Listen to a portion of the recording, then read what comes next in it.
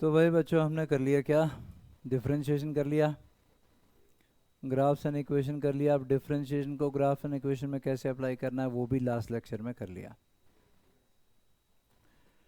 आज हमने डिफरेंशिएशन की एक एप्लीकेशन आप बोल सकते हो, इसी के ऊपर बेस्ड है, और वो है concept of maxima and minima. Physics में बार बार जगह जगह आपको ये अप्लाई करना पड़ेगा। जहाँ भी कहीं किसी न्यूमेरिकल में, किसी आर्टिकल में मैक्सिमा या मिनिमा वर्ड दिखेगा तो एकदम से तुम्हारा दिमाग उस टाइम बत्ती जल जानी चाहिए कि बॉस ये तो डिफरेंशिएशन में हमें भेज रहा है, मैक्सिमा मिनिमा कंसेप्ट पे भेज रहा है। पूरी फिजिक्स में कहीं भी किसी न्यूमेरिकल में, किसी आर्टिकल में मैक्सिमा या मिनिमा ये वर्ड जैसे ही आपको दिखाई देगा तो आपको यहीं आना पड़ेगा, इसी लेक्चर पे वापस आना पड़ेगा। और वो क्या है, जैसे भाई आपके पास ये मैं बोलता हूँ कि जी ये वाई एक्सिस बेटा और ये एक्स एक्सिस, वाई एक्सिस और एक्स एक्सिस आगे बेटा। अब यहाँ y और x की कोई कैसी भी इक्वेशन हो सकती है। हमने ग्राफ में किया कि हमने तो कुछ एक स्टैंडर्ड इक्वेशन की ना बेटा, इक्वेशन तो कैसी भी हो सकती है और ग्राफ भी अजीब अजीब से कैसे भी आ सकते हैं। चलो मैं मानता हूँ, एज्यूम करता हूँ कि हमारा जो ग्राफ है वो कुछ ऐसा आ गया भाई। कैसा? हमारा ग्राफ कुछ ऐसा आ गया जी, ऐसे और इस तरीके से। और इसमें अगर y और x की कुछ ऐसी इक्वेशन थी कि ग्राफ ऐसा आ गया, तो यहाँ देख सकते हो आप स्लोप ऑफ ग्राफ क्या होता है बेटा, हॉरिजॉन्टल लाइन ड्रॉ करते हैं उस पॉइंट पे और एंगल देखते हैं, tan theta slope of the graph, dy upon dx के बराबर होता है स्लोप। और यहाँ देख रहे हो कि थीटा जो है वो चेंज हो रहा है लगातार, स्लोप हर पॉइंट पे चेंज हो रहा है। जैसे मैं यहाँ जैसे बात करूँ यहाँ, ठीक है, इधर बात करता हूँ बेटा, अगर मैं ये छोटा सा लेता हूँ dy है ना, और ये dx, तो dy upon dx is slope of the graph, right. यहाँ तो tan थीटा कुछ ना कुछ या स्लोप ऑफ द ग्राफ कुछ ना कुछ है, लेकिन बेटा हाईएस्ट पॉइंट पे जब मैं टेंजेंट ड्रॉ करूंगा तो dy जीरो होगा, क्योंकि हाईएस्ट पॉइंट पे यहाँ पर क्या dy जीरो है।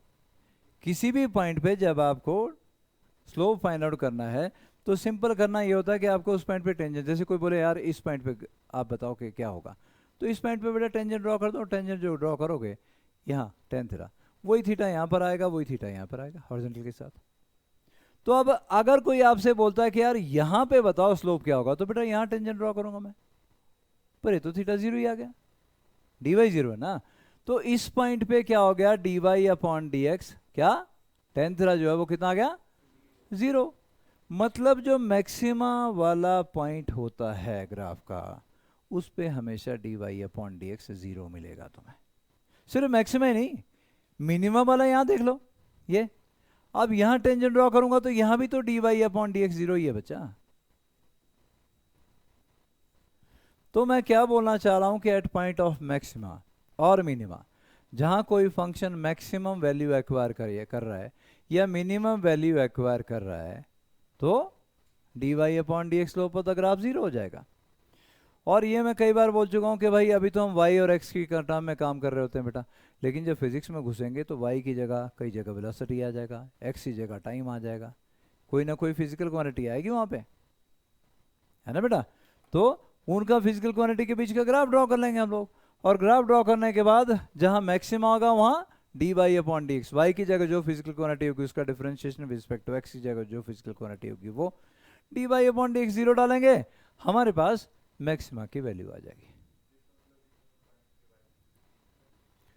बिल्कुल नहीं चेंज हो रहा है, क्योंकि यहाँ ऊपर की तरफ नहीं जा रहा, नीचे की तरफ नहीं आ रहा है। तो इस पॉइंट पे क्या होगा, dy जीरो हो गया, x चेंज हो रहा है बेशक लेकिन dy जीरो है, तो dy zero anything zero divide by anything else is zero, या tan जीरो जीरो ऐसा बोलो, tan थीटा होता है ना dy अपॉन dx। बढ़िया जी, चलो फिर एक एग्जांपल लेते हैं, समझ में भी तो आए कि हो क्या रहा है। लो भाई हमारे पास एक एग्जांपल हम लेने लगे, और वो एग्जांपल ये रहा जी।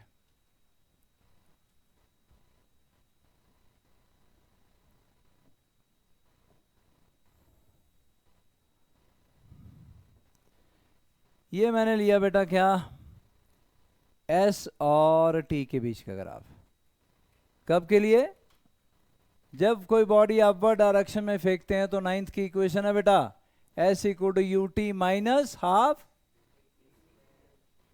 gt square. G is acceleration due to gravity downward direction में, यही था। क्या ये आपको ग्राफ याद है कि y is equal to A X minus B X square का ग्राफ कैसा था? बहुत बढ़िया बेटा, याद करनी है बेटा, फटाफट से ऐसे बोलना है ना। देखो ये मतलब खाता पीता भी नहीं कुछ नहीं, फिर भी याद कर लेता है। ये खा पी के सुबह से खाने पीने का काम है बंदे को पढ़ने का काम ही नहीं है, है?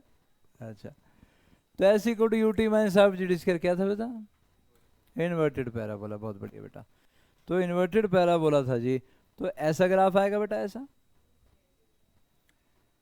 बात जायज भी है, जब आप कोई बॉडी अपवर्ड डायरेक्शन में फेंकते हो, कोई भी बॉडी अपवर्ड डायरेक्शन में, अब क्या फेंकूं, पेन तो नीचे गिरेगा तो काम खराब हो, कुछ भी इमेजिन करो, मैंने बॉल ऊपर फेंकी, कुछ भी मैंने ऊपर फेंका, तो जब मैं अपवर्ड डायरेक्शन में थ्रो करूंगा तो बॉडी की डिस्प्लेसमेंट बढ़ती जाएगी बढ़ती जाएगी, हाईएस्ट पॉइंट पे जाके उसको रेस्ट में आना है बेटा। हाईएस्ट पॉइंट पे वो रेस्ट में आ गया, रेस्ट में आने के बाद रुका थोड़ी देर के लिए, फिर वापस आएगा और तुम्हारे हाथ में आके पहुंच जाएगा वापस। अरे भाई डिस्प्लेसमेंट तो फाइनली जीरो हो गई, तो वही तो हो रहा है यहाँ भी, और क्या हो रहा है? डिस्प्लेसमेंट यहाँ से शुरू हुई थी बेटा, बढ़ने लगी, देखो ये मैक्सिमम तक गई और उसके बाद डिक्रीज होने लगी और फाइनली जीरो। पर टाइम तो बढ़ता जाएगा ना, टाइम थोड़ा कम होना है। टाइम तो 1 second 2 second 3 second 4 second, suppose 5 6 7 8 इस तरीके से चलेगा। Time keep on increasing, right. लेकिन एस पहले बढ़ेगा, डिस्प्लेसमेंट पहले बढ़ेगा, बाद में कम होना शुरू हो गया। तो आपसे कोई पूछता है यार जब मैक्सिमम डिस्प्लेसमेंट का टाइम बताओ, अब मैक्सिमम डिस्प्लेसमेंट पे क्या होगा बेटा? ये वाला पॉइंट है ना, ये वाला, और ये वाले पे क्या होगा? D Y upon D X zero, Y की जगह कौन आ चुका है?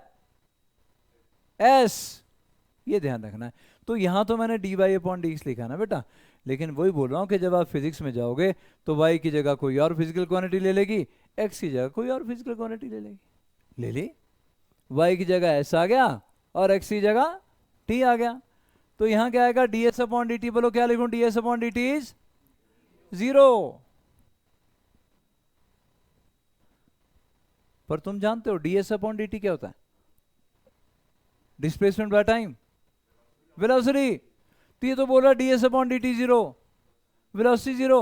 सही तो बोल रहा है, क्या बुरा बोल रहा है? हाईएस्ट पॉइंट पे जाके बॉडी थोड़ी देर के लिए रेस्ट में आती है, सही बोल रहा है। मतलब हमारे मैक्सिमम मिनिमम कंसेप्ट से यहाँ फिजिकल चीजें भी रिलेट कर पा रहे हैं हम लोग बड़े अच्छे तरीके से। तो D S upon d T zero, ये है भाई एस। तो मैं क्या बोलूं? D S upon d T equal zero का मतलब D by d t of S लिखूं बेटा, और एस क्या था? You T minus half g t square लिखूं बच्चा, क्या आएगा? D by d t of u T. अब देखो एक्स की जगह टी आ गया, परेशान नहीं होना, फॉर्मूले वैसे ही है। वो तो मैंने बोला ही था कि डिफरेंशिएशन में सारे फॉर्मूले वाई और एक्स की टर्म में लिखते हैं हम लोग, लेकिन फाइनली जब फिजिक्स में घुसेंगे तो वाई की जगह कोई फिजिकल क्वांटिटी और आ जाएगी, एक्स की जगह कोई और आ जाएगी।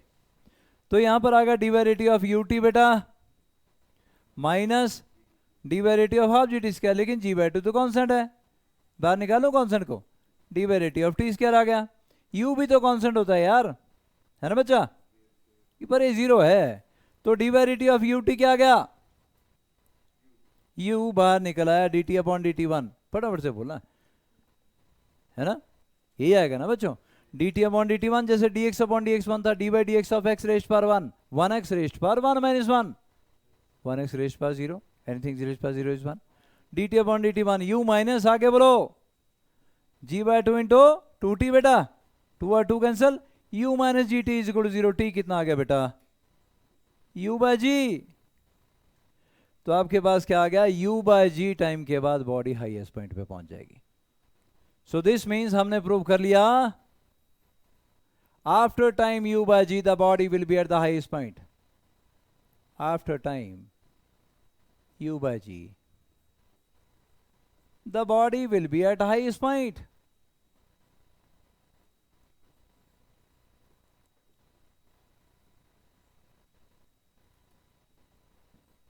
तो मुझे आपको समझाना था कि मैक्सिमा मिनिमा का यूज क्या है। ये यूज है, ग्राफ तो हम ड्रॉ कर ही पाएंगे हमेशा, और ग्राफ ड्रॉ कर पाएंगे तो मैक्सिमम वाले पॉइंट पे हमेशा स्लोप क्या होगा? जीरो। और उससे क्या, कभी टाइम निकल आएगा हमारा, कभी कोई और फिजिकल क्वांटिटी निकल आएगी, आंसर आने शुरू हो जाएंगे। तो इसका मतलब यह हुआ कि जब आप 9.8 मीटर पर सेकंड से बॉडी को ऊपर की तरफ फेंकते हो तो कितने टाइम के बाद बॉडी हाईएस्ट पॉइंट पे पहुंच जाएगी? यू बाजी 9.8 डिवाइड बाय 9.8, 1 सेकंड के बाद 9.8 मीटर पर सेकंड से ऊपर की तरफ फेंकोगे तो 1 सेकंड के बाद बॉडी हाईएस्ट पॉइंट पे पहुंच जाएगी। अगर यू 19.6 है तो 2 सेकंड के बाद, है ना? तो इस तरीके से हम लोग कभी भी हमारे पास क्या कोई भी, क्योंकि ग्राफ हम कर चुके हैं, इक्वेशन हमारे पास थोक में आनी है, मैंने आपको बताया फिजिक्स, सारी फिजिक्स इक्वेशन से भरी हुई है। और कहीं भी जब मैक्सिमम मिनिमम की बात आएगी तो हम क्या बोलेंगे यार मैक्सिमम पे भी बॉस और मिनिमम पे भी क्या dy अपॉन dx क्या होता है? 0 हो जाता है। मेडिकल वालों के लिए क्या होता है? बहुत बढ़िया क्वेश्चन किया बेटा, मैक्सिमम भी यही है मिनिमम भी यही है, फिर पता कैसे चले? इतना कर लिया, बहुत बढ़िया। हटा सकता हूँ इसको मतलब?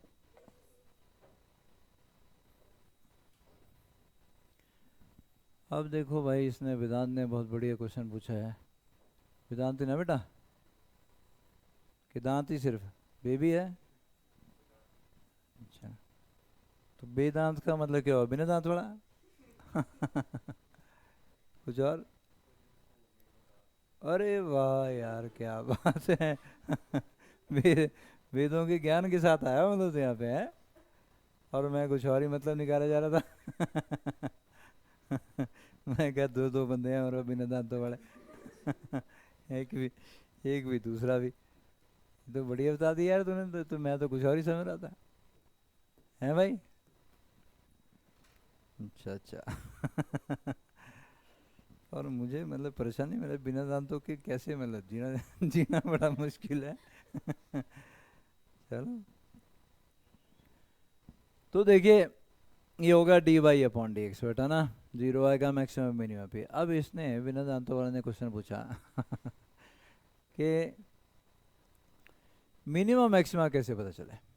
अब जो मेडिकल के स्टूडेंट हैं उनके लिए जानबूझ के क्वेश्चन यही दिया जाता है कि मतलब जो पूरा होगा उसमें बोला होगा कि find the point of maxima या find the point of minima.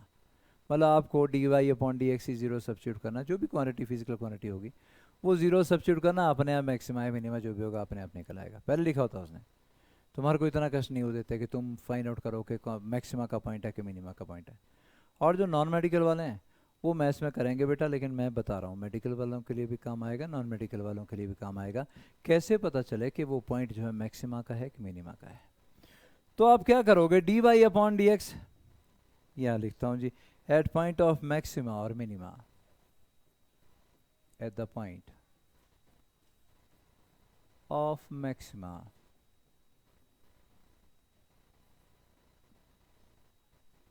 चलो मैक्सिमम और मिनिमा,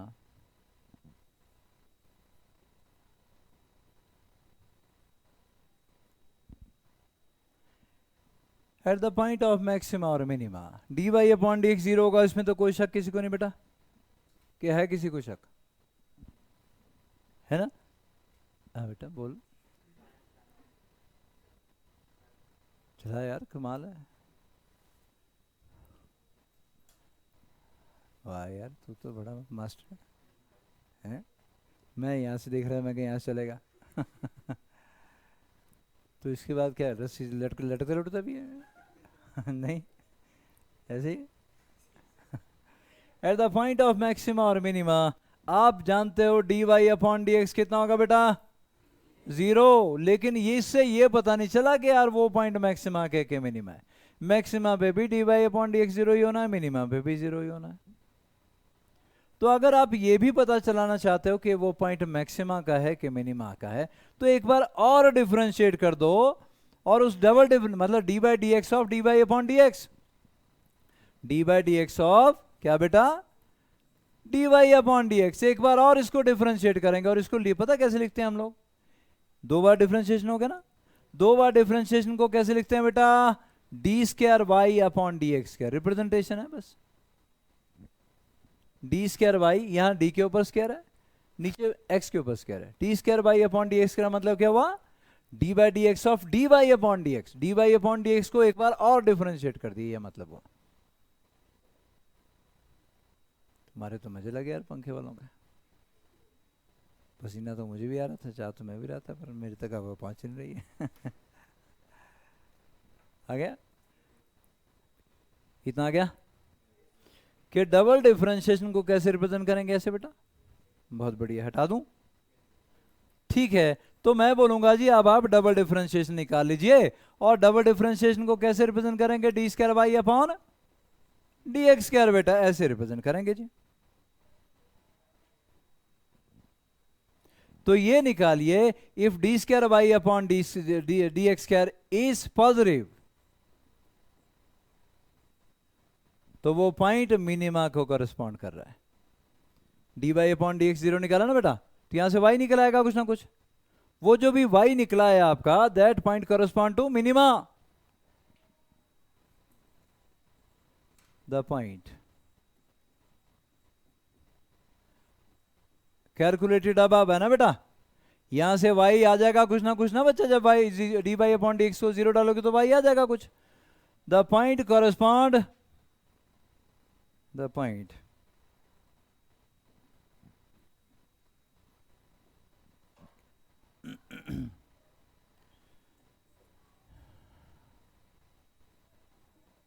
करस्पॉन्ड टू मिनिमा है ना बेटा। कैमरा में आ रहा है, पॉइंट नहीं आ रहा। अच्छा चलो मैं नीचे लिखता हूँ, the point correspond to minima.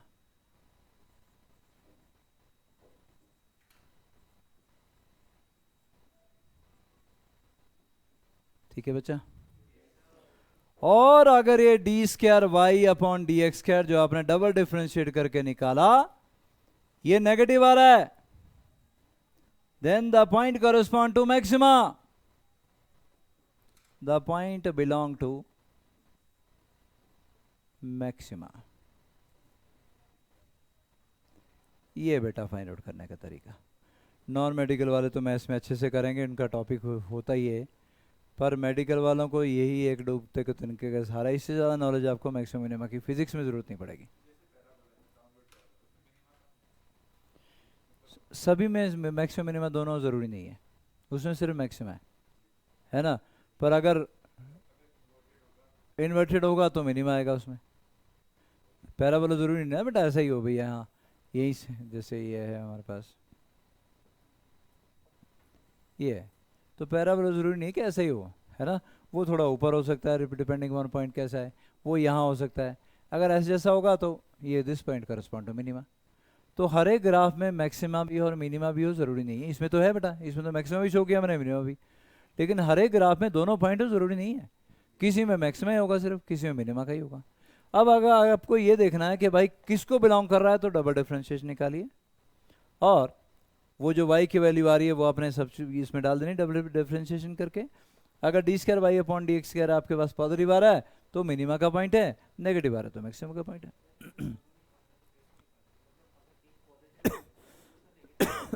Quadratic बनेगी फिर ना बेटा, जब ये अगर ऐसा होगा ना कि दोनों पॉइंट होंगे तो कॉम्प्लेक्स इक्वेशन होगी, तो वो दो पॉजिटिव भी आएगा नेगेटिव भी आएगा, तो आपको पता चल जाएगा बस इसमें मैक्सिमम भी आएगा मिनिमम भी आएगा। यूजुअली एक ही होता है। चलो एग्जांपल देखते हैं। दो वैल्यू आएंगी, मतलब पॉजिटिव भी आएगी नेगेटिव भी आएगी, और पॉजिटिव और नेगेटिव जब आएंगी तो आपको पता चल जाएगा D square Y upon D X है ना। जो जब दोनों आएंगी पॉजिटिव नेगेटिव, तो आप बोलो यार इसमें तो बस दोनों को मैक्सिमम को भी बिलोंग कर रहा है पॉइंट, और मिनिमम वाला पॉइंट भी है। पर यूजुअली ग्राफ में जो हमने किए हैं ग्राफ, उनमें एक होगा, या मैक्सिमम होगा या मिनिमम होगा। और मेडिकल वालों को फिर रिपीट कर रहा हूँ, मेडिकल वालों को कोई ज़रूरत नहीं होती है डबल डिफरेंशिएशन करने की। क्यों? क्वेश्चन में ऑलरेडी दिया होता है फाइंड पॉइंट ऑफ मैक्सिमा, तो मैक्सिमा ही आना, उसमें मिनिमा आना ही नहीं है। फाइंड पॉइंट ऑफ मिनिमा, तो मिनिमा ही आना है, तुम्हें कुछ चेक करने की जरूरत नहीं है। अपने आप D Y upon D x 0 डालोगे ना, वो मिनिमा ही आना है। ठीक है बच्चा, तो क्या मैं अब आगे चलूं? बहुत बढ़िया जी। तो concept of maxima and minima की बात हम कर रहे थे। चलो भाई एक एग्जांपल और ले लेते हैं।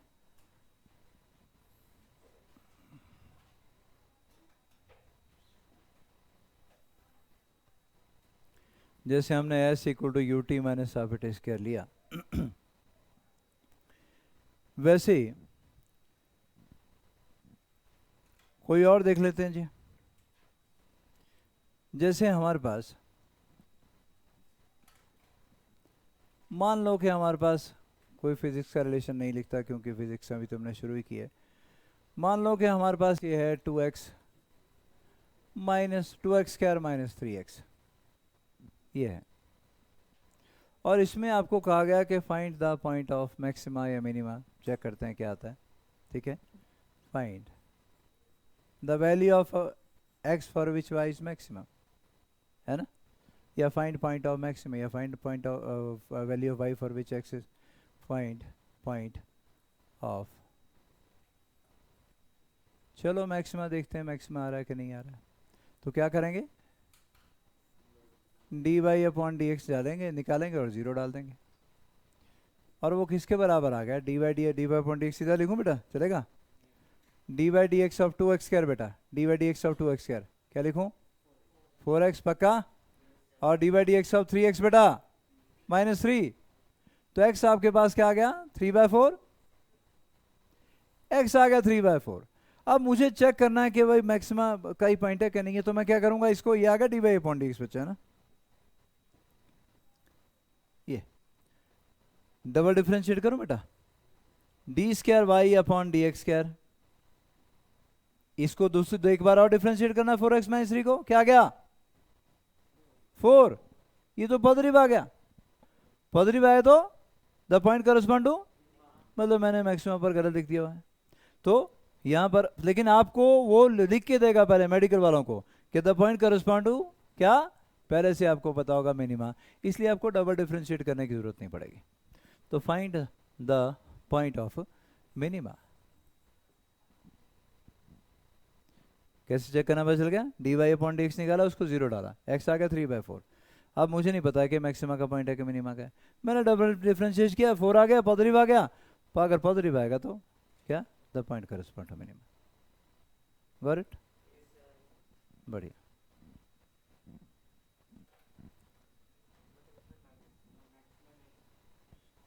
इसमें नहीं आएगा मैक्सिमा, इसमें एक ही आ रहा है, पॉजिटिव आ रहा है ना, मिनिमा ही आएगा इसमें, डबल डिफरेंशिएशन जब पॉजिटिव है तो मिनिमा का पॉइंट है बस। चलो आगे बेटा,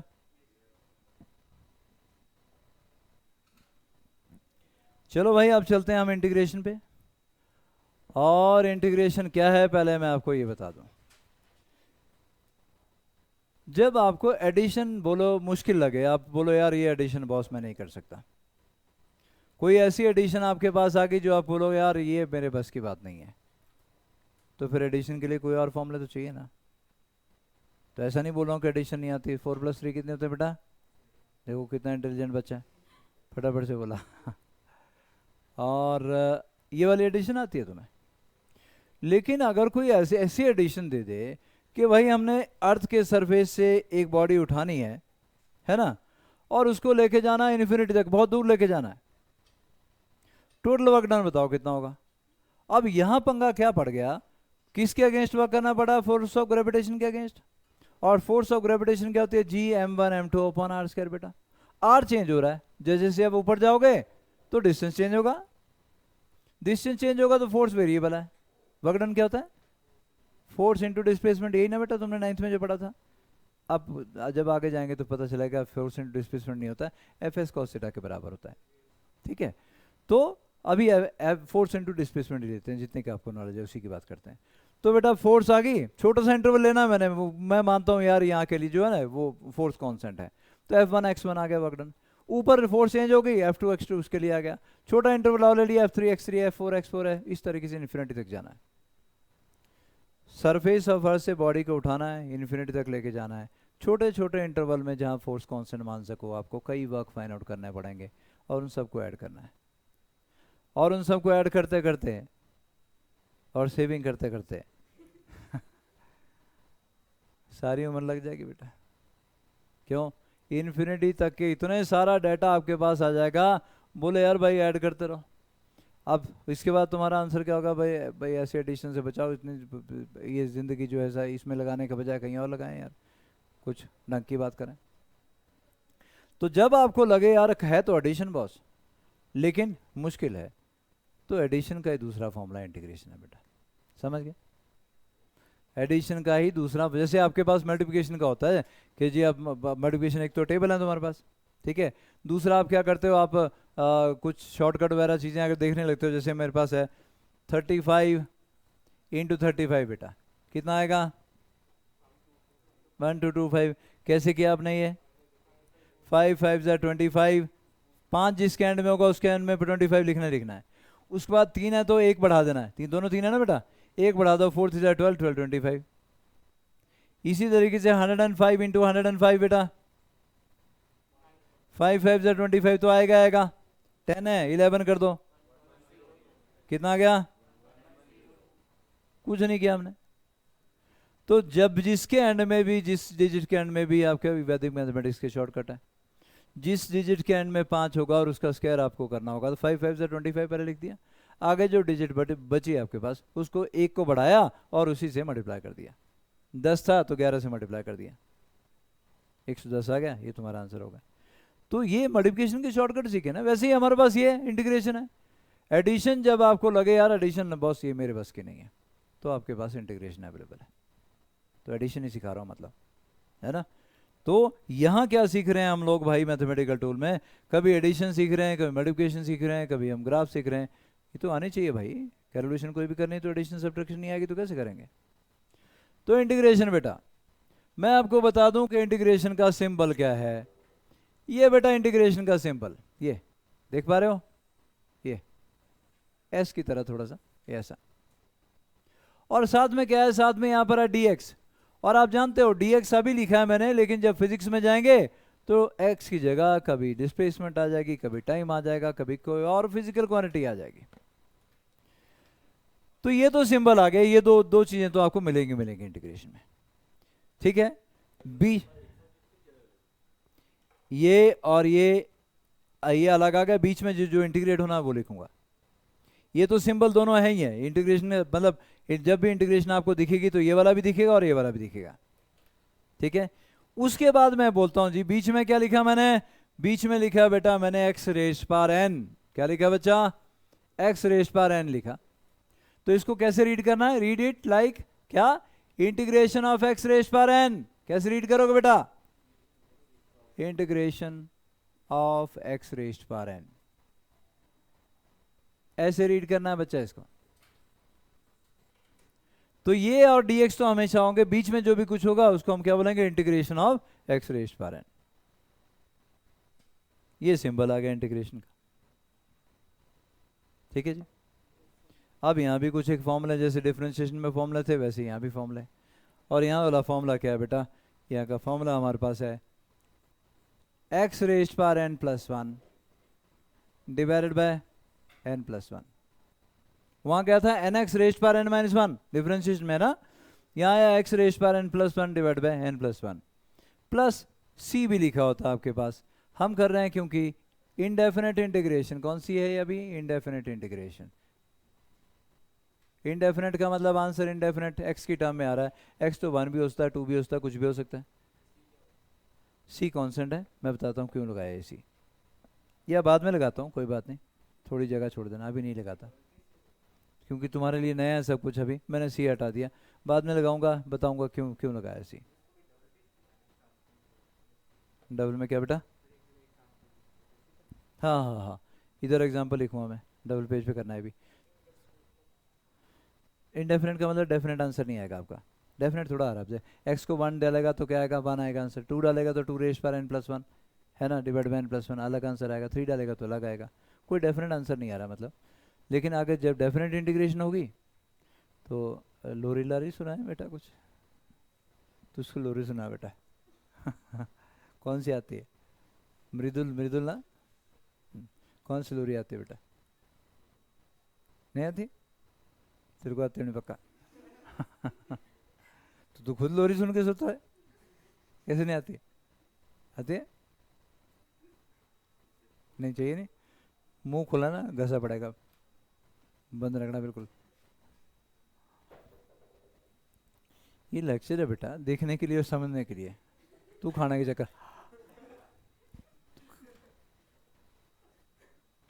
खाने के लिए नहीं है। x raise power n into D X X raise power n plus one divide n plus one. खुश है अब तो? अच्छा, तो यहाँ एग्जाम्पल बताऊँ बेटा, पहले का एग्जाम्पल, ये फॉर्मूला नंबर 1 आपके पास है, सजा के तेरे को नंबर लिख रहा हूँ, देख और क्या चाहिए तेरे को, जिंदगी में खुशियाँ खुशियाँ हैं तेरी बस, नहीं फिर मुंह खोले जा रहा है। तो देखना बेटा, एक्स रेज पावर क्या बचा, मैंने लिखा X raise power 5 into D X बचो, क्या लिखूं, इंटीग्रेशन क्या आएगा बोलो, X raise power 5 plus 1 divided by 5 plus 1, बस ये आंसर आ गया, है ना बेटा? आसान है कुछ मुश्किल नहीं ना? अच्छा ले फिर ये कर, X raise power -5/3 into D X कर बेटा, तेरा नाम था है दिव्यांश, हाँ दिव्यांश, हाँ बोल बेटा।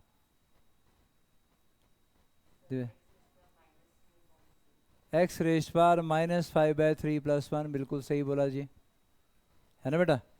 -2/3 बन जाएगा ये, डिवाइडेड बाय क्या बेटा, -2/3 -5/3 प्लस 1, मैं पूरा ही लिखता हूँ पहले, एक्स रेज पावर -2/3 बेटा, डिवाइड बाय -2/3, 3 ऊपर ले जाऊँ, आप ऐसे भी लिखते हो -3/2, है ना बेटा, इंटू एक्स रेज पावर 2/3, नीचे आएगा तो पॉजिटिव हो जाएगा, जानते हो सारे ना? तो आंसर इस ऐसा भी हो सकता है, ऐसा भी हो सकता है, ऊपर नीचे करना आपको आना चाहिए। मतलब n आपका पॉजिटिव हो सकता है, नेगेटिव हो सकता है, फ्रैक्शन में भी हो सकता है, चिंता नहीं करनी कोई नहीं, n कुछ भी हो सकता है। आगे चलो। अच्छा एक चीज और बता दूं, this formula is not valid for n should not be equal to -1, -1 के लिए फॉर्मूला वैलिड नहीं है, क्योंकि -1 होगा तो एक्स रेज पावर 0 बन जाएगा, नीचे भी 0 आ जाएगा, anything upon 0 is infinite, undefined हो जाएगा। तो -1 के लिए फॉर्मूला नहीं है, कोई और फॉर्मूला होगा शायद, हाँ है, बाद में डिस्कस करते हैं।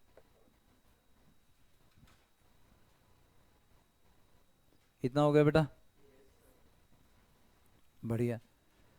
तीसरा ये भी बता ही दो चलो, सिर्फ dx है बेटा, इसका इंटीग्रेशन वो कैसे, एक्स रेज पावर 0 लिखोगे इसको, है ना बेटा, 1 है ना बच्चा, तो 1 है तो क्या लिखोगे, X raise power 0 into D X, और क्या बन गया, X raise power 0 plus 1 divide by 0 plus 1, कितना आ गया बेटा, एक्स आ गया। तो याद रखिएगा, कहीं dx अकेला मिले तो उसका इंटीग्रेशन x, कहीं dt लिखा हुआ मिले टाइम का तो उसका इंटीग्रेशन t, कहीं dw लिखा हुआ मिले तो w, कहीं आपको dw ऐसे लिखा हुआ मिले तो उसका इंटीग्रेशन w, राइट, कहीं आपको वेलोसिटी मिले dv लिखी हुई मिले तो उसका इंटीग्रेशन v। कोई समस्या बेटा?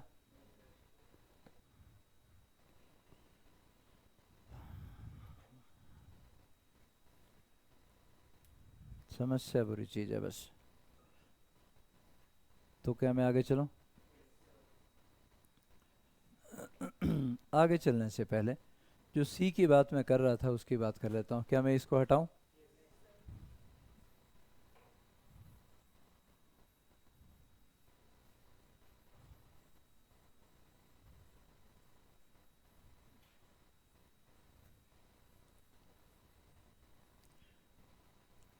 कुछ ड्रॉपर वालों ने लेक्चर देखा हो ना, वही वाला, बोले बंदे की हमें शक्ल दिखाना जरूर जो 10 लाख मिल रहे हैं फिर बोलेगा सेविंग करूंगा, बोले मतलब मिलाना जरूर इस बंदे से, फैन हो गए तेरे लोग यार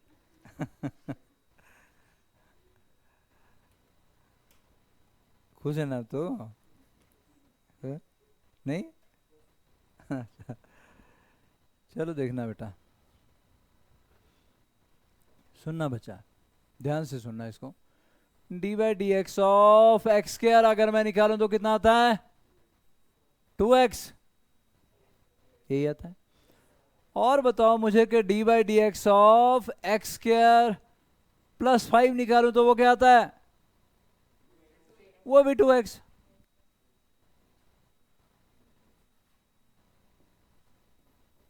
मतलब डिफरेंशिएशन के टाइम में बेचारा कांस्टेंट मारा जाता है। डिफरेंशिएशन के टाइम में कांस्टेंट मारे जाते हैं, चाहे यहाँ 5 होगा, 10 होगा, 100 होगा, 200 होगा, 1000 लाख जो भी होगा, सब मारे जाएंगे। और जब मैं इसको इंटीग्रेट करता हूं, बहुत ध्यान से देख रहे हो ना, बिना दांत वाले देख बेटा, तो अगर मैं इसको 2x को इंटीग्रेट करता हूं, ठीक है, तेरा नाम है, हाँ ऋत्विक, तो ऋत्विक 2x को अगर मैं इंटीग्रेट करता हूं बेटा, 2 बाहर निकालूं, अच्छा यहाँ भी ऐसे ही है, कांस्टेंट अगर होगा तो वो इंटीग्रेशन से बाहर निकाल सकते हो, वेरिएबल को इंटीग्रेट करना है आपने। तो ऋत्विक मैंने 2 बाहर निकाल लिया बेटा, आगे बचा x dx। ऋत्विक क्या लिखूं इसका इंटीग्रेशन? x/2 लिखूं बेटा, सोच ले, x²/2, x रेश पर 1 है तो x रेश पर 1 + 1 डिवाइड बाई 1 + 1, x²/2 ऋत्विक। तो क्या लिखूं भाई, 2 × x²/2 है ना बेटा, 2 कैंसिल हो गया, x² आ गया। अरे भाई 2x को इंटीग्रेट किया तो वही आ गया बेटा जिसको डिफरेंशिएट किया था, x² को डिफरेंशिएट किया तो क्या है 2x, 2x को इंटीग्रेट किया क्या है x²। ये तो डिफरेंशिएशन इंटीग्रेशन कुछ ऐसे जैसे प्रोसेस नहीं आ गए जैसे मल्टीप्लिकेशन और डिवीजन थे। 4 × 3 क्या आया, बड़े इंटेलिजेंट हो यार तुम सभी लोग। और ये जो रिजल्ट हमारे पास आया, इसको अगर मैं 3 से डिवाइड करूं तो क्या आया, जहां से चले थे वहीं पहुंच गए यार। 4 को 3 से मल्टीप्लाई किया 12 आ गया, 12 को 3 से डिवाइड किया तो वही पहुंच गए जहां पे थे, 4 पे पहुंच गए। कुछ ऐसा ही नहीं हो रहा है यहाँ पे भी, ऐसे जैसे ही प्रोसेस हो रहा है। डिफरेंशिएट किया x² को, 2x आ गया, 2x को इंटीग्रेट किया फिर x² आ गया। गहरा रिश्ता है डिफरेंशिएशन और इंटीग्रेशन में। मतलब किसी क्वांटिटी को अगर आप डिफरेंशिएट कर रहे हो, जो रिजल्ट आया उसको इंटीग्रेट करोगे तो वहीं पहुंच जाओगे जिसको आपने डिफरेंशिएट किया था। मतलब आप अपने आप से सिर्फ इतना पूछो, ये किसका डिफरेंशिएशन था, 2x है ना बेटा, वही आपका आंसर आ जाएगा। इंटीग्रेशन के अंदर जो भी चीज होगी अपने आप से क्या क्वेश्चन पूछना है, ये किसका डिफरेंशिएशन था, x² का, वही आपका आंसर है, याद रहेगा पक्का। लेकिन एक पंगा तो पड़ ही चुका भाई, क्या, x² का भी 2x आया था, x² + 5 का भी 2x आया, इंटीग्रेट किया तो x² ही आया, कांस्टेंट नहीं आया, कांस्टेंट तो मर गया था डिफरेंशिएशन में, यहाँ कांस्टेंट आ नहीं पाया। तो जो कांस्टेंट मर गया था इंटीग्रेशन, हो सकता है मर गया हो सकता है जिंदा ना ही हो सकता है ये वाला हो सकता है ये वाला मर गया हो। तो जो कांस्टेंट मर गया था ना बेटा, उसकी याद में एक स्मारक बना देते हैं हम यहाँ पे, सी आया यार, ऑनलाइन में दिख नहीं रहा है वो, इसको पीछे खिसका रहा हूँ जी ताकि कैमरा में अच्छे से आ जाए जी। तो हमने x² तो आ गया था हमारे पास, है ना, प्लस हमने क्या लगा दिया बेटा, +c, क्यों लगाया आप समझ में आया। इनडेफिनेट इंटीग्रेशन में इंटीग्रेट जब हम करते हैं तो अपने आप से क्वेश्चन पूछते हैं ये किसका डिफरेंशिएशन था, पर डिफरेंशिएशन में अगर कांस्टेंट तो मारे जाते हैं, तो ऐसा ना हो बेचारा कोई कांस्टेंट मारा गया हो तो उसकी याद में हम लोग c लगा देते हैं, कांस्टेंट ऑफ इंटीग्रेशन बोलते हैं इसको, क्या बोलते हैं, कांस्टेंट ऑफ इंटीग्रेशन। तो आपको बुक में यहाँ c लिखा हुआ मिलेगा, कई जगह मिले तो परेशान नहीं होना है, वो उसकी याद में लगाया गया था कि हो सकता है नहीं भी मरा हो, पर ये भी तो हो सकता है मर गया हो, तो चलो भाई लगा दो, पर ये कांस्टेंट जिंदा किए जा सकते हैं अगर मर भी गया हो। बाउंड्री कंडीशन बोलते हैं, वो बाद में जब सारे इंटीग्रेशन कर लेंगे फिर बताऊंगा, है ना। तो ये कांस्टेंट अगर मारे भी गए हो तो जिंदा किए जा सकते हैं, तरीके हैं हमारे पास। तो पर अगर आपका किसी बुक में सी लिखा हो, नहीं भी लिखना तो कोई बात नहीं, बस दिमाग में ये रखना कि यार हो सकता है कि इंडेफिनेट इंटीग्रेशन में जो है कोई सी ना +c लिख दिया हमने, c -5 आ जाएगा, जब मैं कैलकुलेट करूंगा ना c को वो -5 आ जाएगा, मैंने +c लिखा बस। खुश है अब तो नहीं खाएगा लेक्चर बंदा बड़ा तेज है जी। मैं हर बार तुम्हारे नाम भूल जाता हूँ, तेरा नाम क्या है, हाँ क्रिश, अच्छा वही है, तो बोला क्या बोलते हैं उसको, वो मैजिक जैसे वाली भी कौन सी फिल्म थी वो, यही नाम था मूवी का ना, तू भी उठता है हैं अच्छा अच्छा अच्छा। तो और कौन सी है जो अनलॉक कर दी है, वो भी बता दे। गुड यार। लेक्चर खाने की स्किल वो अनलॉक कर दी है, बहुत बढ़िया बेटा। चलो तो चलो भाई, आप लोगों को यहाँ 2 साल +1 +2 में पढ़ना भी है और बहुत सारी चीज़ें सीखनी भी है। पेरेंट्स के अंडर जब तक आप लोगों को +2 तक पेरेंट्स के अंडर ही होते हैं, तो वहाँ प्रोटेक्शन है, बहुत सारी प्रोटेक्शन होती है। आप मतलब बाहर से कोई आपको बोल नहीं सकता। पेरेंट्स भी दौड़े रहते हैं, तेरी ऐसे बोले मेरे मेरे बच्चे को कैसे बोल दिया।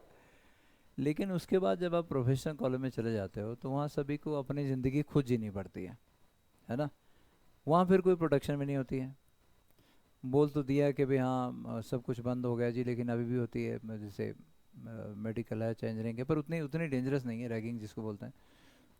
थोड़ी थोड़ी तो हमारे टाइम में तो बुरी हालत थी बेटा। वो रात को बस हर कहीं को दौड़ा देते थे, शरीर पे बनैन भी नहीं है दौड़ाया मैं ग्राउंड में, तो ऊपर से नहीं दौड़े तो देह घसे पड़ रहे हैं। तो वो बुरा टाइम था खैर, पर वो उसमें भी लोग जिए। पर ऐसा भी हुआ कि कई लोग बेचारे मार ही दिए। वो बुरा पार्ट था इसका।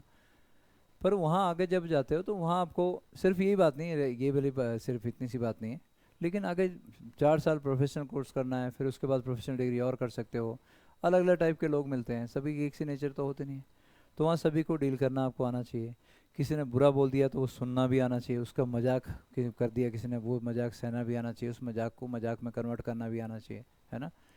तो 2 साल में हम तुम्हारे को यहाँ से वैसे इंसान बना के भेजेंगे कि तुम आगे जाओगे तो कोई परेशानी तुम्हें नहीं होगी, है ना। अब इसने बहुत बहुत सपोर्टिंग निकला है बंदा। बोले कौन सा स्किल अनलॉक कर दिया। बोले लेक्चर करने का और सपोर्टिंग, ऐसे ऐसे एग्जाम्पल हैं। चलो मैं पहले ये करवा लूँ, एग्जाम्पल बहुत तगड़े हैं हमारे पास। दिए हुए न्यूज़ कुछ बच्चे थे, अगर कहीं वीडियो उन लोगों ने देखा तो और कुछ यहाँ के थे, काफ़ी साल पहले की बात है। तो एक लड़के का नाम रख दिया था दयानंद का था कि छुगरू देखेगा तो उसने एक लड़के का नाम रख दिया था क्या, जूता महाराज। बोले, और वो भी सपोर्टिंग था, ऐसा नहीं कि मतलब परेशान जैसे होता ना भाई परेशान, तो वो ऐसा कुछ नहीं कि वो सारा वैसे ही था। वो बहुत उल्टे उल्टे नाम रखे थे एक दूसरे के। जो मैं क्या, अब मुझे गुस्सा है, मैं कह रहा कम से कम ढंग का तो मतलब रखो। कि जूते जाते महाराज ऐसे ऐसे थोड़ा होते हैं। आंखें बंद करो सर, मैं कैसे कर ली, और इसकी शक्ल इमेजिन करो कैसी है। जूता दिख रहा है कि नहीं दिख रहा है। तेरी ऐसी तैसी तेरी। चलो आगे बेटा। तो आगे से आप क्या याद रखोगे कि इंटीग्रेशन में जो भी चीज है उसको क्या, अपने आप से क्वेश्चन पूछो ये किसका डिफरेंशिएशन था, वही आपका आंसर आ जाएगा। लेकिन इंडेफिनेट इंटीग्रेशन में प्लस से कहीं लिखा होगा तो लिखा जा सकता है, क्योंकि ड्यूरिंग डिफरेंशिएशन कॉन्स्टेंट बेचारे गायब हो जाते हैं। चलो आ गया, ये आ गया जी हमारे पास, और दूसरा फॉर्मूला तैयार है जी। ये रहा हमारे पास दूसरा फॉर्मूला। नंबर 2 सजा के लिख रहे हैं जी हम, बढ़िया से देखो। और हमारा दूसरा फॉर्मूला है u rest power n into D x. बेटा डिफ्रेंशिएशन में भी थे u वाले फॉर्मूले ना, और ये आएगा u rest power n+1 divided by क्या बेटा, n+1। ये तो वही फॉर्मूला आ गया। डिफ्रेंशिएशन में क्या करते थे, into D u upon D X, और यहां करते हैं divided by D u upon D x. तो देखो इंटीग्रेशन में भी डिफ्रेंशिएशन आगे बचा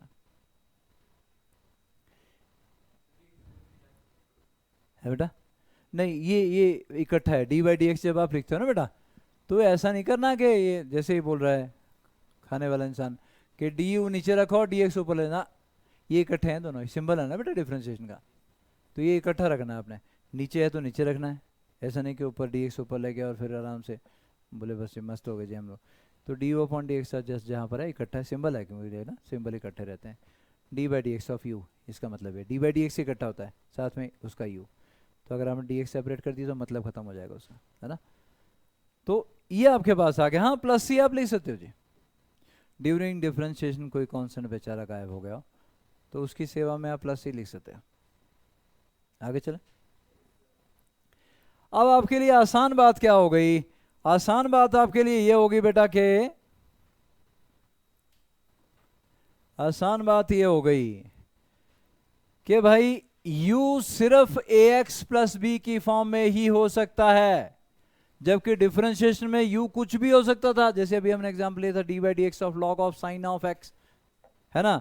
तो साइन x को u माना था हमने, तो वहां u कुछ भी हो सकता है, कोई लिमिट नहीं थी, x की टर्म में कुछ भी हो सकता है। लेकिन यहां हमने क्या बोला? u सिर्फ ax plus B, linear function बोलते हैं इसको, सिंगल पावर ऑफ x की फॉर्म में ही हो सकता है। b0 भी हो सकता है, सिंपल ax भी हो सकता है, स्केयर भी नहीं हो सकता, या log x sin x, बिल्कुल ऐसा नहीं हो सकता।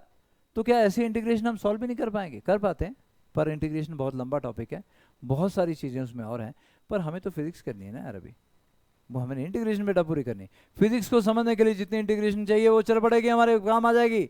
You x a x plus b, तो d u upon D x कितना आएगा? D by D x of u बेटा, सिंपल है। तो ये जो d by D x of u है हमेशा ए के बराबर आएगा आपका, क्योंकि इसके सिवा आपका u कुछ हो ही नहीं सकता। तो इसका मतलब इंटीग्रेशन तो डिफरेंशिएशन से भी आसान हो गई, क्योंकि u की हमारी जो लिमिटेशन हमने लगा दी कि सिर्फ ax प्लस बी की फॉर्म में हो सकता है, तो हम यहाँ लिखेंगे उसको, ठीक है। और सॉल्व करते हुए डी अपॉन डी एक्स क्या आ जाएगा? ए मैं एग्जांपल देता हूँ जी आपको। हाँ हाँ इसमें भी तो यार बड़ा अच्छा है मृदुल, तो बड़ा भारी इंटेलिजेंट है यार, मैं तो तेरे को ऐसे ही समझता था। है n equal to -1, no n should not be equal to -1, n -1 यहाँ भी नहीं होता, क्यों? एनीथिंग अपॉन 0 फिर से अनडिफाइंड हो जाएगा। चलो भाई दूसरे का एक एग्जांपल मैं आपको करवा दूं, फिर आगे बढ़ते हैं। डी बाई डी एक्स नहीं इंटीग्रेशन बेटा, इंटीग्रेशन ऑफ 3x प्लस 4 आ गया ना एक्स प्लस बी की फॉर्म में बेटा, होल रेस्ट पावर 5, चलो इंटू डी एक्स तो लगेगा। तो रेस्ट पावर n के दो ही फॉर्मूले मैंने आपको करवाए बेटा। कौन कौन से? एक x रेस्ट पावर n था, वो ये है नहीं है। दूसरा u रेस्ट पावर n, हाँ ये u रेस्ट पावर n है। तो u रेस्ट पावर n है तो क्या आएगा? बोलो शाबाश। 3x plus 4 whole raised power 5 plus 1 6 divide by 6 into D by D x of 3x plus 4 बेटा 3, 6 इंटू 3 क्या होगा? 18। तो 3x plus 4 whole raised power 6 divide by 18 बेटा।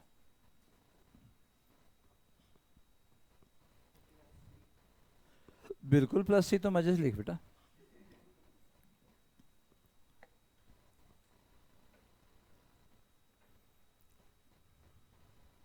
पर अगर नहीं भी लिखोगे तब भी चलेगा, बस आपके दिमाग में होना चाहिए कि हो सकता है यार कोई कांस्टेंट बेचारा मारा ना गया हो। यूजुअली आपको ज़रूरत नहीं पड़ेगी ज़्यादातर केसेस में, कई जगह ज़रूरत पड़ेगी, इसलिए बताना शुरू में ज़रूरी है। जब बाद में अचानक यूज़ करूँगा तो आपको परेशानी हो जाएगी। फिर हो गया, चला जाए आगे। दो फॉर्मूले किए बेटा अभी हमने, अब हम तीसरे फॉर्मूले पे जा रहे हैं जी। और तीसरा फॉर्मूला आपका ये रहा,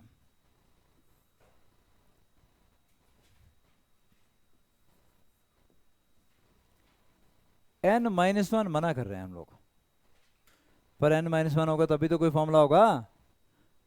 ले ही लेते हैं जी, x रेस्ट पावर -1 का मतलब हो गया 1/x बेटा। अब यहाँ n-1 आ गया ना, तो 1/x लिख दूं, चलेगा? चलो भाई 1/x का इंटीग्रेशन, तो इसको रीड क्या करेंगे? Integration of 1/x। और मैंने क्या बोला? जो भी दिखे अपने आप से क्वेश्चन करो, ये किसका डिफरेंशिएशन था? log x का बेटा। तो आंसर क्या आएगा? log x। कौन सा log? Natural log x।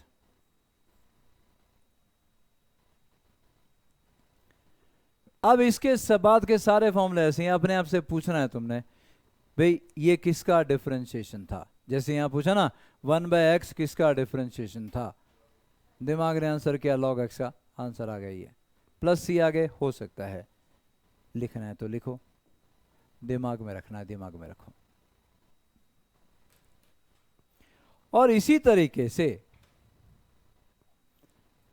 तरीके से भाई 1/u भी होगा।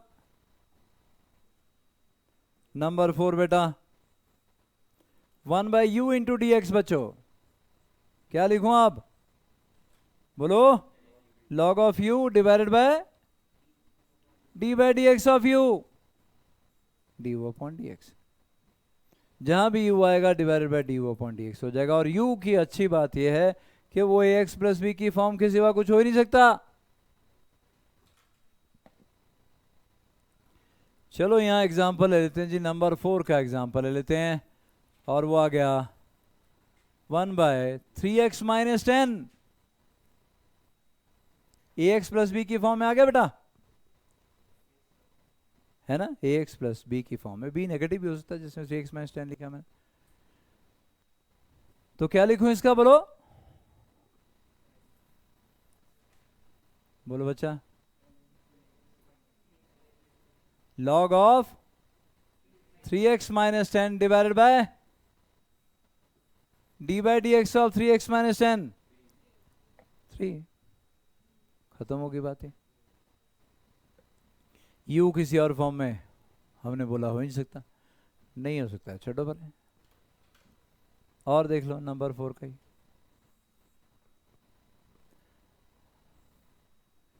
होगा ही x प्लस बी की फॉर्म 1/7x प्लस 9। क्या बेटा, log of 7x plus 9 divided by 7 बचा।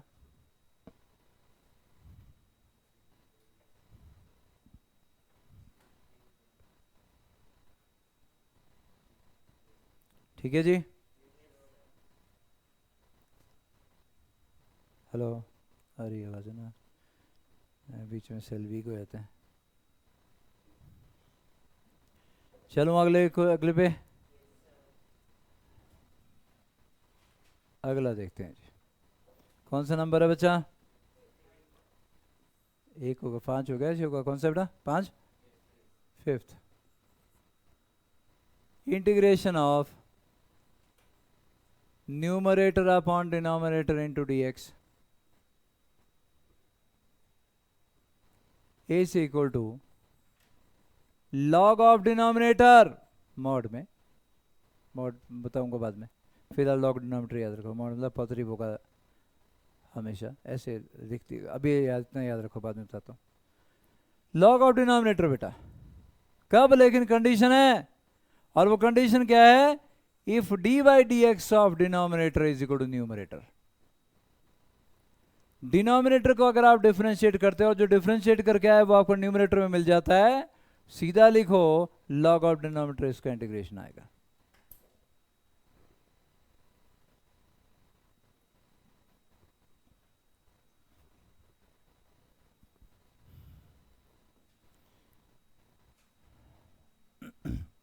देखो भाई नंबर 5 का है ना,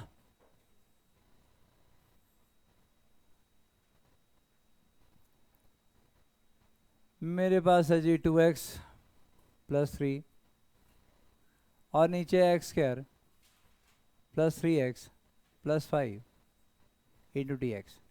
अब ये देखने में ऐसा लगता है यार बड़ा मुश्किल सा क्वेश्चन आ गया है, लेकिन अगर आप डिनोमिनेटर को डिफरेंशिएट करोगे तो एक्स स्क्वायर का डिफरेंशिएशन 2x, 3x का डिफरेंशिएशन 3, 2x प्लस 3 आया, 5 का 0, 2x प्लस 3 तो है ना ऊपर यार, और अगर ऊपर है तो नीचे का डिफरेंशिएशन ऊपर एग्जिस्ट कर रहा। आप सीधा लिखे क्या, बोलो, log of x square plus 3x plus 5। आपका आंसर आ गया, बिल्कुल मॉड में आएगा बेटा। मॉड का मतलब समझा दूंगा मैं तुम्हें, जैसे 5 का मॉड तो 5 ही आएगा, लेकिन -5 का मॉड भी 5। मॉड का मतलब मैग्नीट्यूड, मैग्नीट्यूड हमेशा पॉजिटिव होता है। जैसे पेन की लेंथ है, लेंथ यहाँ से यहाँ को लो, चाहे यहाँ 10 सेंटीमीटर 10 ही आएगी, -10 थोड़ा दिखूंगा बेटा। तो मॉड का मतलब होता है मैग्नीट्यूड, सिर्फ मैग्नीट्यूड हमेशा पॉजिटिव होता है, ठीक है। जैसे इधर यूजुअली होता है कि अब आगे जब हम वेक्टर करेंगे ना, कि आप पॉजिटिव डायरेक्शन में जा रहे हो तो डिस्प्लेसमेंट पॉजिटिव लेते हैं, नेगेटिव में जा रहे हो तो नेगेटिव लेते हैं डिस्प्लेसमेंट। लेकिन यहाँ क्या है, इधर को भी अगर आप चले गए और डिस्प्लेसमेंट -10 होगी, तो मैग्नीट्यूड कोई उसका बोले यार इसका मैग्नीट्यूड बताओ, तो 10 है ना।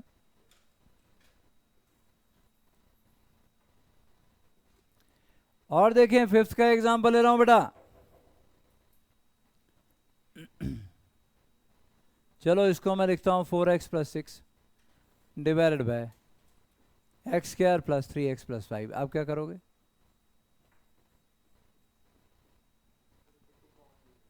ऊपर 2 कॉमन ले लेंगे बेटा, है ना, और 2 कॉमन निकल जाएगा तो बाहर आ जाएगा, ठीक।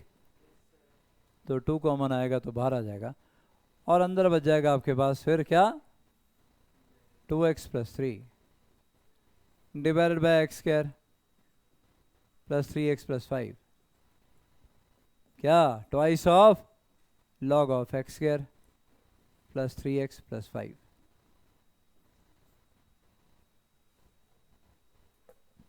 ठीक है।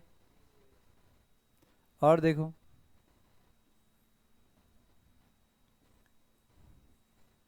cos x upon sin x क्या होता है? cot x बेटा। कोई आपको बोले यार इसका इंटीग्रेशन बताओ क्या होगा, तो आप क्या बोलोगे? sin x का डिफरेंशिएशन क्या होता है? cos x है ना ऊपर, तो नीचे का डिफरेंशिएशन ऊपर हो तो क्या आता है? log of denominator, log of sin x, है ना बेटा। तो आंसर आ गया log ऑफ sin x। और देखो sin x upon cos x, हाँ बेटा आप बोलो क्या करें, क्या लिखोगे? cos x का डिफरेंशिएशन -sin x होता है, पर ऊपर तो माइनस है नहीं है, पर 1 तो है ना बेटा, 1 को -1 × -1 लिख सकते हो ना। तो एक माइनस अंदर लगाओ, एक बार लगाओ, माइनस इंटू माइनस प्लस हो गया, +1 तो है ना, +1 = -1 × -1, तो एक -1 अंदर, एक -1 बाहर। अब नीचे का डिफरेंशिएशन ऊपर एग्जिस्ट कर गया, और बाहर वाला माइनस रह गया हमारे पास, तो minus log of cos x हमारा आंसर आ गया। क्या मेरी बात समझ रहे हो बेटा सब लोग? आसान फॉर्मूला है।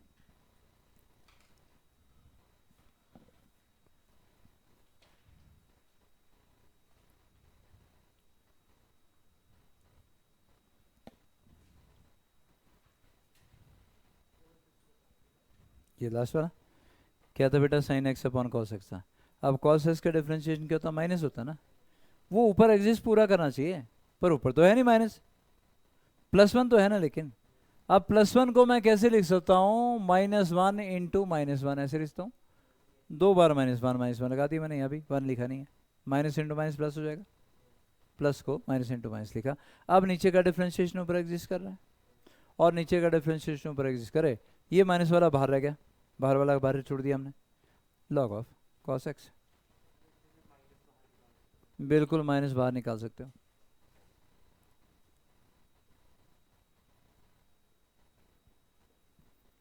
माइनस बिल्कुल बाहर निकाल सकते हो। अब नेक्स्ट लेक्चर में आपका मैथमेटिकल टूल का टेस्ट है ना। आगे नहीं अब हम कर रहे हैं, आगे आप लोगों ने फिलहाल ये टेस्ट देना है, उसके बाद आप 10th की तैयारी पूरी करो, एक हफ्ता और करेंगे, ठीक है ना। क्यों ऐसा ना हो गया इधर के चक्कर में उधर से भी रगड़ गया फिर है ना बेटा। तो फिर उसकी तैयारी करो आराम से, और वहाँ अच्छे मार्क्स लेने हैं। उसके बाद आप लोगों को फिज़िक्स में कोई दिक्कत नहीं आने वाली, क्योंकि एक बार फिर होना है तो रिवाइज़ होना है, रिवाइज़ हो जाएंगे। +1 +2 की फ़िज़िक्स फराटेदार चलेगी तुम्हारी। जिनके मैथमेटिकल टूल हो गए उनको फ़िज़िक्स में दिक्कत होता नहीं है। फिज़िक्स में दिक्कत आती ही तब है जब आपको मैथमेटिकल टूल वीक होते हैं, और जब स्कूल जाएंगे देखना सीधी फिज़िक्स स्टार्ट हो गई, कोई टूल नहीं, कोई मैथमेटिकल नहीं, और फिर रगड़े जाते हैं। फिर ना +1 की फ़िज़िक्स आती है समय में, ना +2 की आती है, रगड़ा जाना तूने भी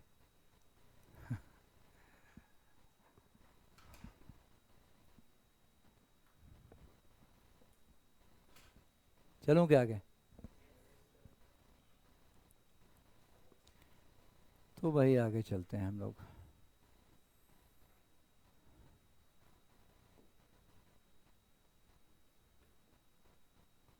और आगे हमारे पास अब है कौन सा नंबर बेटा? 6, नंबर 6 इंटीग्रेशन ऑफ, ये तो सिंबल आ गया ना बेटा इंटीग्रेशन का, इंटीग्रेशन ऑफ e रेज़ पर x ऐसे रीड करोगे, अपने आप से पूछो ई रेज पर एक्स किसका डिफरेंशिएशन था? ई रेज पर एक्स का था, तो आंसर ई रेज पर एक्स। आसान है बिल्कुल इंटीग्रेशन। डिफरेंशिएशन आ गई तो इंटीग्रेशन में रखा ही कुछ नहीं, वही फॉर्मूला तो यूज हो रहे हैं ना बेटा। और अगर मैं ई रेज पर यू बोलूं तो बोलो ई रेज पर you upon D u upon D x.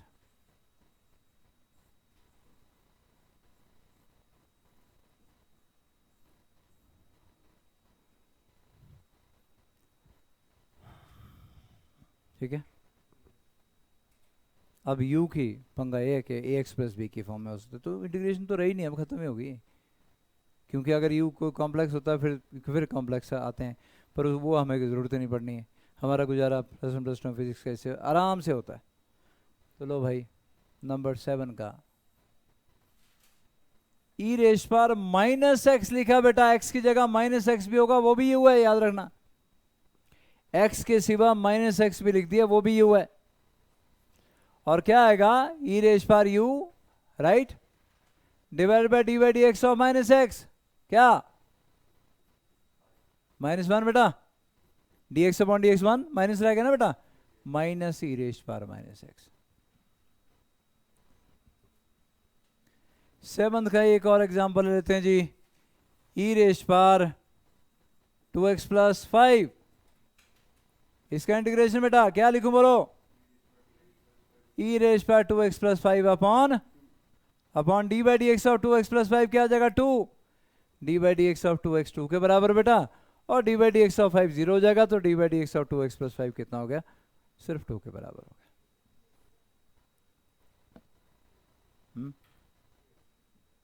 तो आसान है बिल्कुल। डिफरेंशिएशन के फॉर्मूले अगर आपको याद है तो कुछ भी नहीं है इसमें, है ना। चलो आगे, 7 हो गई जी, 8वां पे चलते हैं।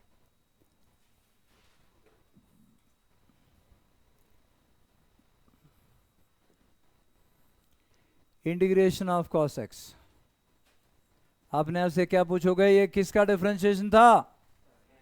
sin x का, तो आंसर sin x प्लस सी लगा सकते हो। नहीं लगाना तो याद रखिए कैसा हो सकता है कि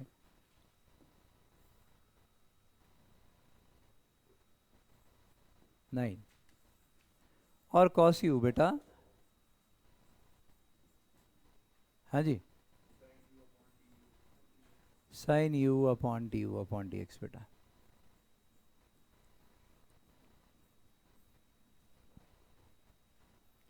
बिल्कुल आसान काम है। डिफरेंशिएशन के फॉर्मूले अगर आपको याद हो गए तो कुछ भी नहीं रखा है इसमें।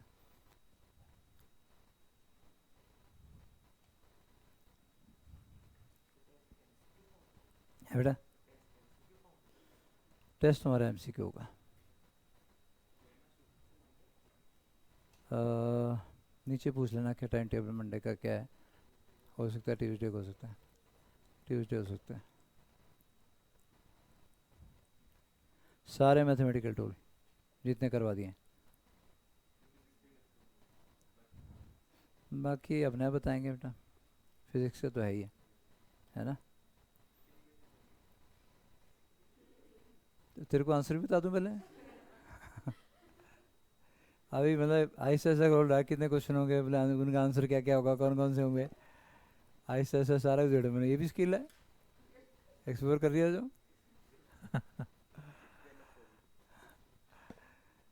तो इसका भी देख लो बेटा, 9th का। जैसे cos ऑफ बेटा 3x,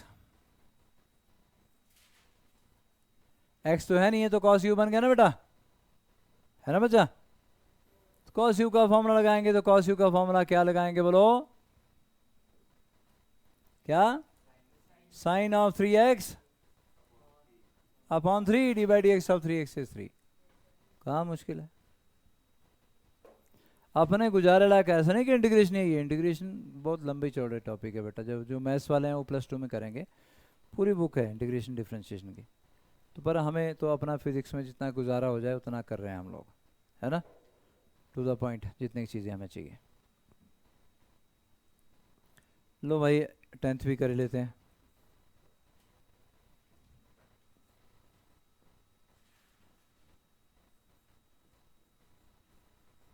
माइनस साइन एक्स बेटा, कॉस। आगे चलते हैं, जगह थोड़ी सी कम है यहाँ पे।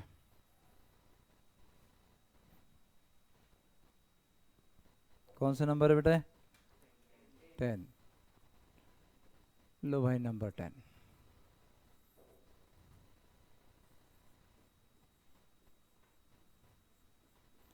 Minus sine x D X लिखा बेटा मैंने। आपने आपसे पूछा माइनस साइन एक्स किसका डिफरेंशिएशन था, तो आ जाएगा कॉस एक्स का, लेकिन माइनस साइन यूजली नहीं लगा होता, सिर्फ साइन होता है। दोनों तरफ -1 से मल्टीप्लाई कर दो, ये प्लस हो जाएगा, ये माइनस हो जाएगा। तो साइन एक्स का इंटीग्रेशन माइनस कॉस एक्स, जबकि डिफरेंशिएशन क्या था? साइन एक्स का डिफरेंशिएशन कॉस एक्स था, पर साइन एक्स का इंटीग्रेशन क्या था? Minus cos x. कैसे आया, समझ में आ गया? देखना बेटा,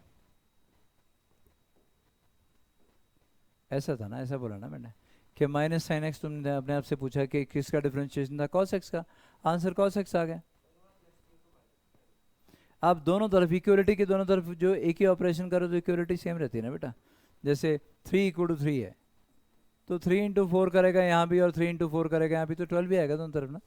वैसे अगर इधर मैं -1 से मल्टीप्लाई किया, इधर भी -1 से मल्टीप्लाई करूँगा, तो ये भी -3 = -3, इक्वलिटी पे कोई फर्क नहीं पड़ा। तो भी बोल रहा है कि इधर भी माइनस से मल्टीप्लाई करो, इधर भी माइनस से मल्टीप्लाई करो।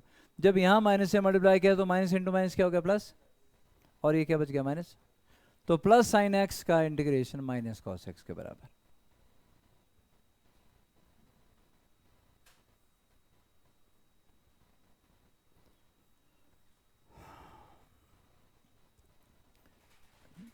तेरा नाम क्या बेटा? अभ्या, साम्या, और तेरा?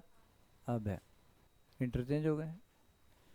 चलो अभ्या तो बोल बेटा, क्या कि अगर मैं साइन यू लिखता हूँ तो क्या लिखूँ बच्चा? Minus cos u divided by, बस इतनी सी बात है, dy/dx। ज़्यादा कॉम्प्लिकेशन है ही नहीं है। और यहाँ पर अगर मैं एग्जाम्पल लिखता हूँ तो एग्जाम्पल में ज़्यादा करने के लिए इसलिए नहीं क्योंकि हमने लिमिट लगा दी अपने ऊपर, u सिर्फ ax + b की फॉर्म है। नहीं तो अगर u कुछ भी अगर हो जाता है फिर तो बहुत क्वेश्चन बनते हैं, सॉल्व करने के तरीके हैं पर थोड़े कम्प्लेक्स हैं वो, है ना। तो हम लोग क्या कर रहे हैं बेटा? साइन ऑफ u, ये रहा साइन ऑफ 3x + 9 × dx। क्या लिखूंगा बच्चा? Minus cos 3x + 9 divide by 3, है ना बेटा।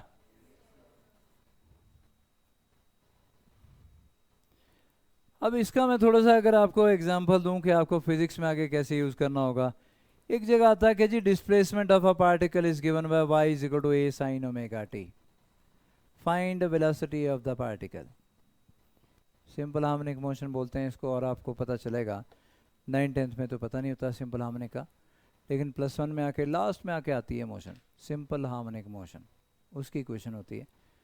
और फिर तुम्हें पता चलेगा कि आज तक जो तुमने मोशन पढ़ी हो तो या तो देखी, वो तो मजाक ही कर रहे थे अभी तक। असल में ज़िंदगी में जो हर पार्टिकल हर चीज़ एग्जीक्यूट कर रही है वो SHM है, ऑसिलेटरी मोशन, जैसे पेंडुलम की होती है। तेरे पास कहाँ है पेंडुलम? मतलब तू कैसे वो मोशन SHM एग्जीक्यूट करेगा? ऐसे मतलब जैसे मैं बात करूं कि एयर के मॉलिक्यूल है मेरे मुंह के आगे, है ना, तो मैं क्या करता हूं जब बात करता हूं तो प्रेशर, तुम भी जब बात करोगे यहाँ हाथ रखना आगे, you can feel the pressure. उस प्रेशर से क्या होगा? बंदे ने बात करते हुए बोला ना, बंदे ने मास्क भी डाला हुआ है, बात भी नहीं कर रहा है, फिर भी हाथ रख रहा के बोले स्किल है, एक्सप्लोर करो। ऐसे कैसे? मास्क भी देखो, मतलब इंटेलिजेंट आदमी देखो, मास्क पहना हुआ है, बात भी नहीं कर रहा है, फिर बोले प्रेशर तो फील करो, कैसे से होगा? फील किया थोड़ा थोड़ा? तो यहां जब आप बात करोगे तो you can feel the pressure ahead, और एयर मॉलिक्यूल को आप क्या धकेलते हो, आगे की तरफ को धकेलते हो। एयर मॉलिक्यूल जब आगे गए तो आगे जाके अगले एयर मॉलिक्यूल को कंप्रेस कर दिया। ये कुछ ऐसे जैसे बहुत लंबी सी लोगों की लाइन लगी हुई है और मैंने धक्का मार दिया किसी को। अब धक्का मार दिया तो टन टन टन आगे सारे सब सब सब गिरते जाएंगे, सबसे आगे वाला सबसे पहले गिरेगा। और जब गिरेगा तो माफ़ करेगा किसी को? पीछे उठ के दे कान के नीचे, तेरी ऐसी तैसी धक्का कैसे दिया तूने मेरे को, 10 बंदे उसके ऊपर और गिरे छोड़ेगा किसी को? वो उसने पीछे वाले को लगाया, उसने अच्छा मैंने तो नहीं लगाया, वो पीछे वाले ने लगाया तेरी। वो थप्पड़ भी वापस आएंगे और धक्का भी वापस आएगा। जगह कहाँ है? एयर के मॉलिक्यूल आगे चले तो गए, पर आगे कहाँ चाचे का घर रखा हो भैया, उसके यहाँ रह लेंगे जाके। सारे कमरे में एयर मॉलिक्यूल हैं, आगे गए तो आगे अगले वाले परेशान हो गए, बोले अरे कहाँ घुसता जा रहा है, ये मेरी जगह है, तू खाम खाए यहाँ पे प्रेशर क्रिएट कर रहा है। चलो वापस, एयर मॉलिक्यूल वापस आया, यहाँ तक आना था उसको वापस, यही उसकी जगह थी। लेकिन जब वापस आया आगे से फोर्स सेट की तो इतनी ज़्यादा वेलोसिटी एक्वायर कर चुका है कि अपने आप को रोक नहीं पा रहा है, पीछे निकल गया। पीछे निकला तो पीछे वाले एयर के मॉलिक्यूल चौड़े होकर बोले अरे हद है, तेरे में अक्ल ही नहीं है, हमें गुस्सा चला रहा है। उन्होंने फिर आगे को धक्का दिया। ये एयर के मॉलिक्यूल ऐसे ऑसिलेट कर रहे हैं बेटा इस टाइम। जब भी मैं बात करता हूँ, तुम बात करते हो, तो एयर के मॉलिक्यूल इस तरीके से ऑसिलेट करते हैं, ठीक है। एक ऑसिलेशन पता कब कंप्लीट होती है? यहाँ से ये मीन पोजीशन बोलते हैं, mean to extreme, extreme to mean, mean to extreme, extreme to mean, ये एक ऑसिलेशन है। ऑडिबल फ्रीक्वेंसी की रेंज बताओ क्या होती है? ऑडिबल फ्रीक्वेंसी की रेंज जो हम सुन सकते हैं, उसकी फ्रीक्वेंसी की रेंज क्या होती है जो तुम्हारा कान सुन सकता है? 10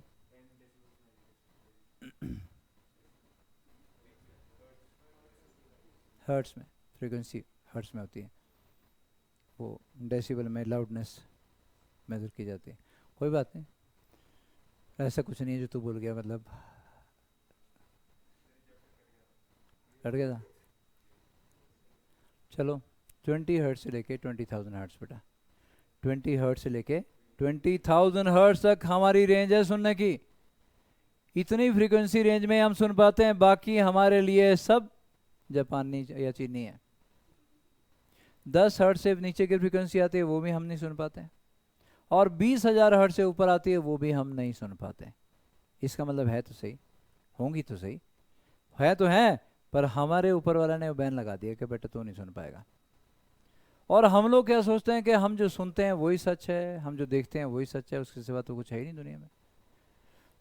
तो हम सिर्फ 20 हर्ट्ज से लेकर 20,000 हर्ट्ज तक सुन पाते हैं। यही है ना बेटा, हर्ट्ज समझते हो, ऑसिलेशन। मान लो मैं इस टाइम 500 हर्ट्ज पे बात कर रहा हूँ, मान लो 500 हर्ट्ज पे बात कर रहा हूँ, तो 500 ऑसिलेशन एक सेकंड में हो रही है, एक सेकंड में, ये एक सेकंड किसकी? एयर मॉलिक्यूल की। एयर मॉलिक्यूल की एक ऑसिलेशन कैसी है? Mean to extreme, extreme to mean, mean to extreme, extreme, ये एक ऑसिलेशन है। ऐसी 500 ऑसिलेशन तुम्हारी इमेजिनेशन से बाहर है। 500 ऑसिलेशन एक एक मॉलिक्यूल एग्जीक्यूट कर रहा, तब तुम मुझे सुन पा रहे हो इतने से टाइम में, एक सेकंड में।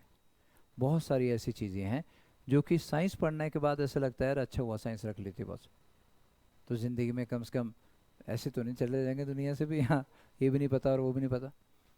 अब अगर तुमने साइंस नहीं रखी होती, आर्ट्स रखा होता, घर में कुत्ता किसने पाला है? नहीं पाला, किसी ने भी नहीं है। किसने पाला? तूने पाला? तूने भी पाला? पाला करो यार। चलो, अगर किसी ने सपोज डॉग घर में पाला है और रात के टाइम में वो भौंकता है, यूजुअली होता है, तो घर वालों को ये पता होना चाहिए कि उसकी ऑडिबल रेंज हमसे ज़्यादा है, 40,000 हर्ट्ज तक है उसकी ऑडिबल रेंज। उसको बेचारे को वो साउंड सुनाई दे रही है जो हम नहीं सुन पा रहे हैं, और उसके लिए वो रिस्पांस दे रहा है उसको, उनको चुप करा रहा है, बोले यार मेरे मालिक सोए हो तो उन्होंने मजाक बनाया वो अगला उनको चुप करा रहा है भौंक भौंक के। उसको ये भी पता है उसको कि मेरे भौंकने से मालिक डिस्टर्ब होगा, पर उसको ये लग रहा है कि ये बहुत श्रील आवाज़ है, बहुत तीखी आवाज़ है, इससे ज़्यादा परेशानी है उसको, चुप करो, सारी रात लगा रहता है बेचारा। इधर से मालिक बाहर आता है, तो मालिक ने जो भी नाम रखा है, टॉमी ना, ऐसे नहीं करते हैं, तो टॉमी कहाँ चुप हो रहा है, वो तो अगला मान ही नहीं रहा है। फिर बंदा जाता है चोर चारना आया, कोई आसपास देख के आता है, बोले इधर भी कोई नहीं, इधर भी कोई नहीं है, फिर वो टॉमी ना, टॉमी फिर लगा है। और फिर जो टॉमी मानता नहीं है, तो जब नींद बार बार खराब हो रही है तो मालिक 12 कानगनी टॉमी के तेरी ऐसी तैसी, बोले ना कोई चोर ना चकारी, कुछ भी नहीं हो रहा है, तूने मजाक बनाया हुआ, मऊ मऊ मऊ करके घंटे का 1 घंटे नींद खराब करके रखी है। वो तुम्हें सुलाने के चक्कर में किसी और को चुप करा रहा है जो कि तुम सुन नहीं पा रहे हो, उसकी फ्रीक्वेंसी रेंज ज़्यादा है, और तुमने उसके कान के नीचे दबा दिया। मजाक बना के बैठे तुम लोग। अगला के 4-5 गालियाँ निकालता है मन ही मन में, बोले उल्लू के पट्टे तेरे लिए कर रहा है। तेरे तू आराम से सो सके इसलिए भौंक रहा था, जा बाड़ में। मैं भी सो जाता हूँ, पर कुत्ते को ये नहीं पता, उसने भी साइंस का पढ़ी है। कि मेरे मालिक ये सुन नहीं पा रहा है, मालिक को ये नहीं पता कि ये सुन पा रहा है, दोनों परेशान है बेचारे। आप कम से कम तुम कल को कुत्ता पालोगे तो ये प्रॉब्लम तो नहीं आएगी। है ना बेटा? तो बड़े फायदे हैं साइंस सीखने के। Y is good a sine omega t SHM।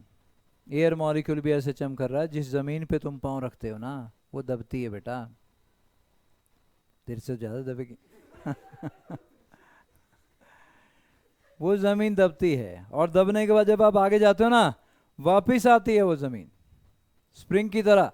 जैसे ये मॉलिक्यूल आगे गया फिर वापस आए, वैसे ज़मीन के मॉलिक्यूल भी दबते हैं, वापस आते हैं, बहुत देर तक SHM एग्जीक्यूट करते रहते हैं। हमारी दुनिया में सबसे ज़्यादा अगर कोई मोशन है तो यही SHM है। +1 के लास्ट में जाके आपको पता चलेगा इसका। Y is good a sine omega t. अब आपसे बोलता है यार find velocity of the particle, क्या बोलोगे? Rate of change of displacement with respect to time, यही बोलोगे ना बेटा। डी/dt of a sine omega t, a constant होता है, बाहर निकाल लिया। डी/dt of sine omega t, omega constant है। साइन के 2 ही फॉर्मूले थे, एक साइन एक्स एक साइन यू। एक्स यहां था ना बेटा, अब एक्स की जगह टी आ गया। तो अगर यहां सिर्फ टी होता तो साइन एक्स का फॉर्मूला लगता, लेकिन टी के सिवा कुछ भी है तो क्या क्या लगेगा? यू का लगेगा। तो क्या लिखूं बोलो? ए बाहर आ गया, साइन ओमेगा टी का डिफरेंशिएशन। अब मैं क्या समझाना चाह रहा हूं कि वाई और एक्स नहीं मिलेंगे आगे। देखे ये फॉर्मूले हैं, याद ऐसे करने हैं, लेकिन फिजिक्स में आगे जाके घुसोगे तो वाई की जगह कोई और ले लेगा, एक्स की जगह कोई और ले लेगा, है ना? फॉर्मूले तो वाई और एक्स की फॉर्म में याद रखे ना बेटा हमने। अब यहाँ देखो क्या डी/dx ऐसे करते हैं, है ना बेटा? तो क्या आएगा? cos ओमेगा टी इंटू डी/dt ऑफ ओमेगा टी, है ना बेटा? cos ओमेगा टी इंटू डी/dt of omega t. Omega constant है, बाहर आ गया, dt/dt 1 हो गया, तो क्या बना? v equal to a omega cos omega t. ये डिफरेंशिएशन होगी बेटा। कोई बोले अगर के भाई अब यहां से उल्टा क्वेश्चन बोले कि वेलोसिटी से डिस्प्लेसमेंट निकालो, तो इसको इंटीग्रेट करोगे। क्यों? v होता है dy/dt, राइट? और वो आपने निकाल लिया ए ओमेगा क्या बेटा? cos ओमेगा टी, यही निकाला ना आपने, ये निकाल लिया बेटा। और यहां से आप dy निकालोगे तो dy कितना आ गया? A omega cos omega t into dt, है ना बेटा? अब आप क्या बोलोगे? आपको कहा गया कि यार आपने डिस्प्लेसमेंट निकालनी है, पर ये तो छोटी सी डिस्प्लेसमेंट है dy। छोटे को बड़ा करना है तो एडिशन का फॉर्मूला इंटीग्रेशन है। छोटे को बड़ा करने का फॉर्मूला क्या? इंटीग्रेशन का है। इंटीग्रेटिंग बोथ साइड, इसको भी इंटीग्रेट करो इसको भी करो। dy का इंटीग्रेशन dt का इंटीग्रेशन t था, dx का x था, तो dy का y हो गया। आगे बेटा ए ओमेगा कांस्टेंट है, बाहर आ गया। cos ओमेगा t का इंटीग्रेशन, अपने आप से पूछो cos किसका? साइन, है ना? माइनस नहीं बेटा, cos x किसका डिफरेंशिएशन था? साइन x का। ये लेकिन u है ना, तो साइन ओमेगा t आगे बेटा divided by du/dx divide by डी/dt ऑफ ओमेगा टी। ओमेगा आ गया नीचे, ओमेगा कैंसिल, वही आ गया बेटा y is equal to a sine omega t. दिक्कत तो नहीं हुई कोई? ए साइन ओमेगा टी, जहां से चले थे वहीं पहुंच गए। डिफरेंशिएट करोगे तो v आ गया, इंटीग्रेट करोगे तो y आ गया। तो आगे जब हम फिजिक्स में जाएंगे और इन चीज़ों में घुसेंगे जाके, अगर आपको डिफरेंशिएशन इंटीग्रेशन का पता ही नहीं ना होगा तो यहाँ तो सर फ्यूज़ उड़ जाते हैं, फिर जाके उड़ेंगे जब पता ही नहीं। जब पता है कि हाँ ये फॉर्मूला था यार, ये फॉर्मूला लगा रहे हैं हम लोग, तो फ्यूज़ औरों के उड़ाएं जिनके उड़ने, तुम आराम से करोगे जो करना होगा। थोड़ा जल्दी तो नहीं करवाएगा? दोबारा बताऊँ क्या? आ गया?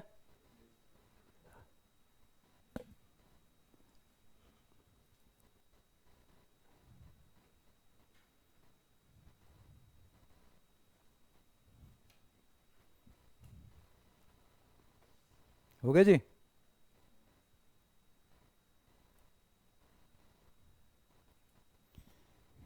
एक फॉर्मूला और लिखा बेटा।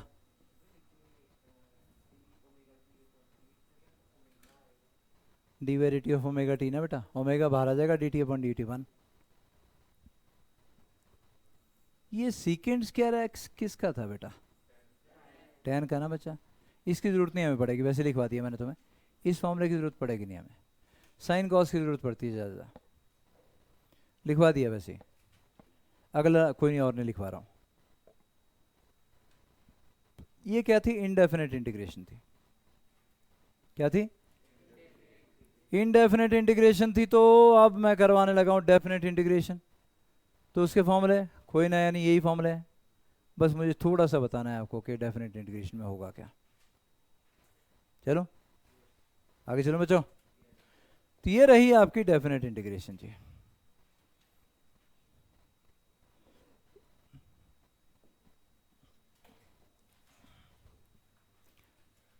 इंटीग्रेशन है लेकिन डेफिनेट है। डेफिनेट इंटीग्रेशन, तुमने डेफिनेट शब्द बेशक पहले लिख लेना।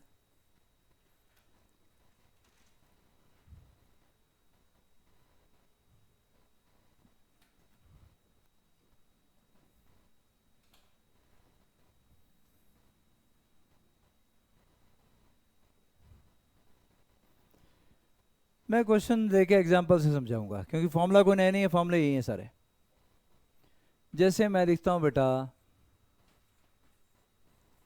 cos x dx, तो क्या रीड करेंगे? Integration of cos x, right?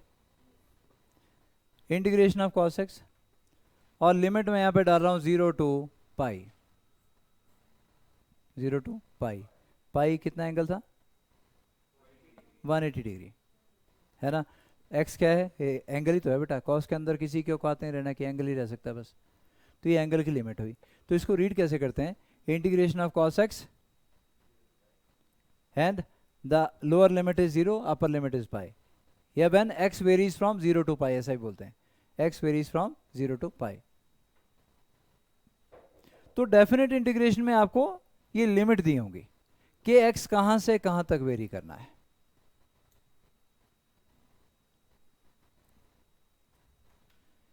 फिर क्या करना है? फॉर्मूला वही, cos x किसका डिफरेंशिएशन था? तो आंसर क्या आ गया? साइन एक्स ना बेटा। फॉर्मूला वही है, पर फर्क क्या पड़ा? आपने ये मॉड लगा देना है यहाँ पे, और दूसरी जो लाइन है उसमें लोअर लिमिट नीचे लिखनी है, अपर लिमिट ऊपर लिखनी है। लोअर लिमिट दो डंडे लगा देने बेटा, इस तरीके से 2 बार लगा दी। जो सेकंड वाली बार है उसमें आपने लोअर लिमिट और अपर लिमिट ऐसे लगा दी। फॉर्मूला तो वही है, फॉर्मूला नहीं कोई नया है, बस लिमिट कैसे लगानी है वो बता रहा हूं। आगे क्या करना है? आगे करना ये कि x की जगह upper limit, sine of x की जगह अपर लिमिट क्या बेटा? Pi. Sine 180, sine 180 0, sine 90 plus 90 cos 90। सारे आपका अब वो जो मैंने टूल करवा दिए वो सब यूज हो रहे हैं यहाँ पे। साइन पाई माइनस x की जगह लोअर लिमिट, बस हमेशा ये करना है। अब याद करना चाहोगे तो देखो, साइन 180 क्या था? 0 बेटा। क्यों था? साइन 90 प्लस 90 सेकंड क्वाड्रेंट में चला गया, साइन पॉजिटिव होता है। 90 है तो टी रेशियो चेंज करेगी, क्या बनेगा? cos 90। cos 90 क्या होता है? 0 0। वो टूल यूज हो रहा है बेटा जो ट्रिग्नोमेट्री का बताया था मैंने। 0 माइनस 0 कितना आ गया? 0। एक डेफिनेट आंसर आया ना यार। पहले तो साइन एक्स था, एक्स की वैल्यू चेंज करी तो कुछ भी होता है, अब तो डेफिनेट आंसर आ रहा है 0, इसलिए डेफिनेट इंटीग्रेशन है। मैंने सिर्फ आपको लिमिट सब्स्टिट्यूट करना दिखाना था, ठीक? कैसे सब्स्टिट्यूट करनी है। एक एग्जांपल और लेते हैं।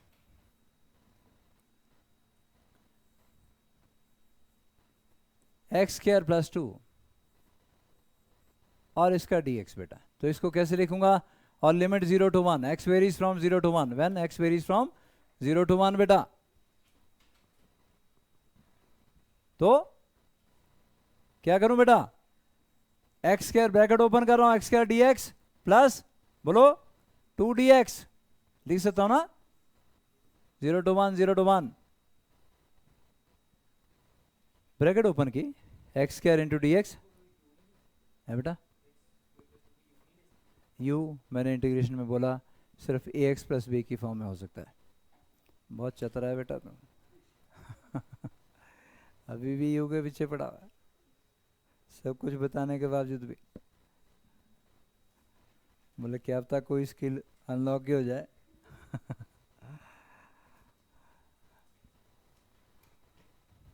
है ना। ब्रैकेट ओपन कर दी,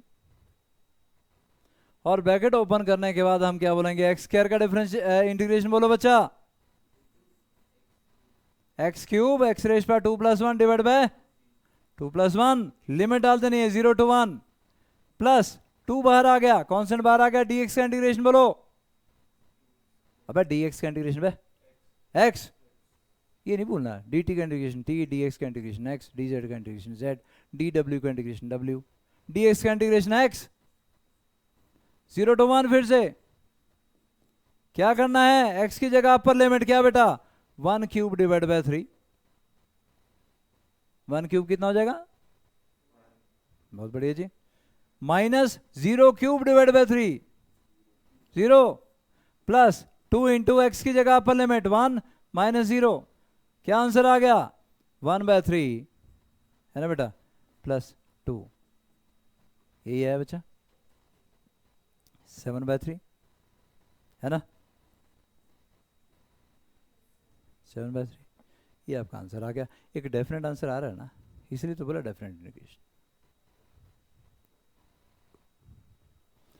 मैंने आपको क्या कहा कि हमने ये टूल किया इसलिए ताकि हम एडिशन जब हमें मुश्किल लगे तो उसको हम बोलें यार ये तो काफ़ी आसान थी।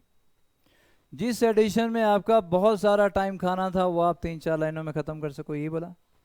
वो भी एक एग्जांपल दे दूं, है कि नहीं दूं, जो तो बोलेगा वो करेंगे।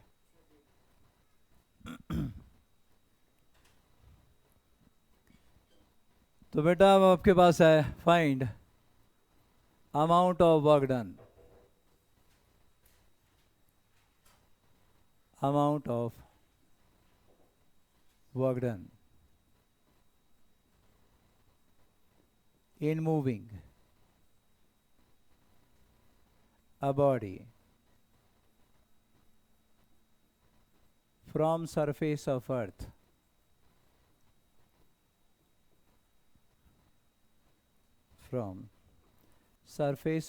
to infinity beta, surface of earth to infinity।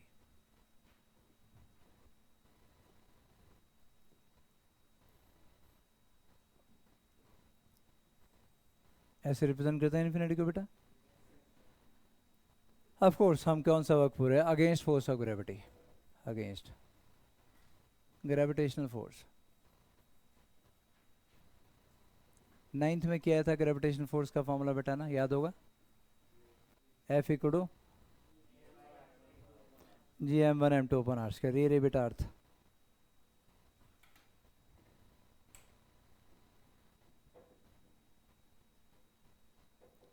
ये रही जी अर्थ, और ये रहा रेडियस ऑफ अर्थ।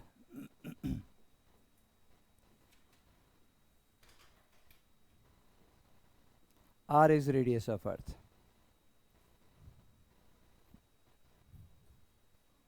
पसंद आए बेटा अर्थ, ले जाइए घर।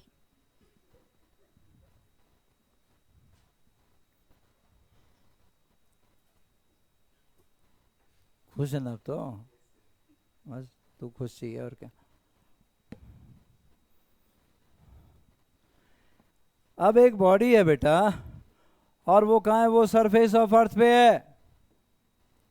एक बॉडी है और वो यहाँ है जी सरफेस ऑफ अर्थ पे।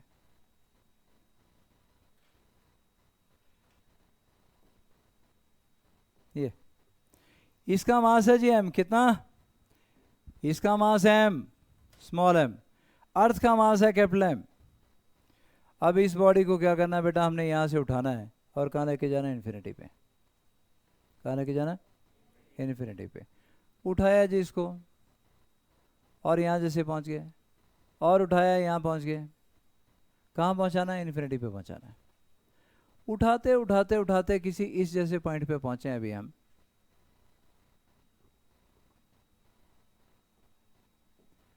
जब यहां पहुंच गए, कहां तक जाना है? इन्फिनिटी तक जाना है। बहुत दूर का रास्ता है जी, ये इन्फिनिटी है।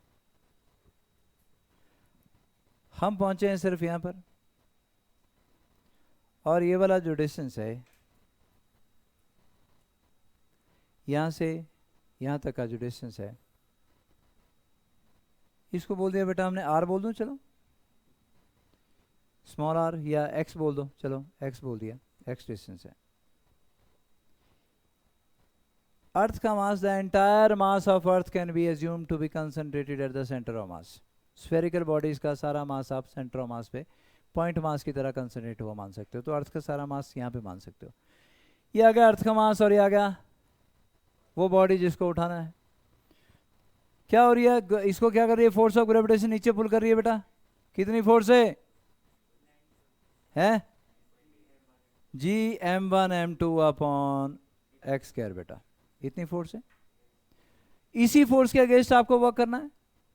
तो अगर इस फोर्स के अगेंस्ट वर्क करना, तो जितनी फोर्स नीचे है कम से कम उतनी फोर्स ऊपर लगानी पड़ेगी बेटा, ताकि इसको यूनिफॉर्मली ऊपर मूव कर सको, है ना। तो आपको ऊपर की तरफ फोर्स लगानी पड़ रही है, और कितनी फोर्स लगानी पड़ रही है? आपको उतनी फोर्स लगानी पड़ रही है जितनी अर्थ इसके ऊपर लगा रही है। कितना? G capital M small m upon x square बेटा, एक्स डिस्टेंस माना। या फिर ऐसा बोलो, G capital M small m into x raised power -2, चलेगा बेटा। ये आ गई फोर्स। यहाँ एक पंगा हो गया कि एक्स जैसे ही बदलेगा, एक्स तो बदलेगा, ऊपर जाओगे तो फोर्स चेंज हो जाएगी। और फोर्स चेंज हो जाएगी तो मैं ऐसा नहीं बोल सकता कि जी फोर्स है इंटू इन्फिनिटी कर दिया, इन्फिनिटी आ गया जी वक्त ना।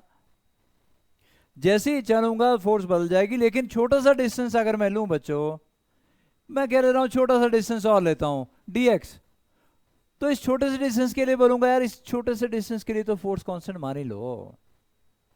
छोटा सा डिस्टेंस है, वो फोर्स मान लिया कि कांस्टेंट है उसके लिए। अगर कांस्टेंट है तो small amount of work done, छोटा सा वर्क होगा, dx के लिए छोटा सा वर्क होगा, dw स्मॉल क्वांटिटी को dw, dx small displacement, ds small displacement, dv small change in velocity, small चीजों को ऐसे रिप्रेजेंट करेंगे हैं। तो small amount of work done, small work done in moving mass m through small distance dx,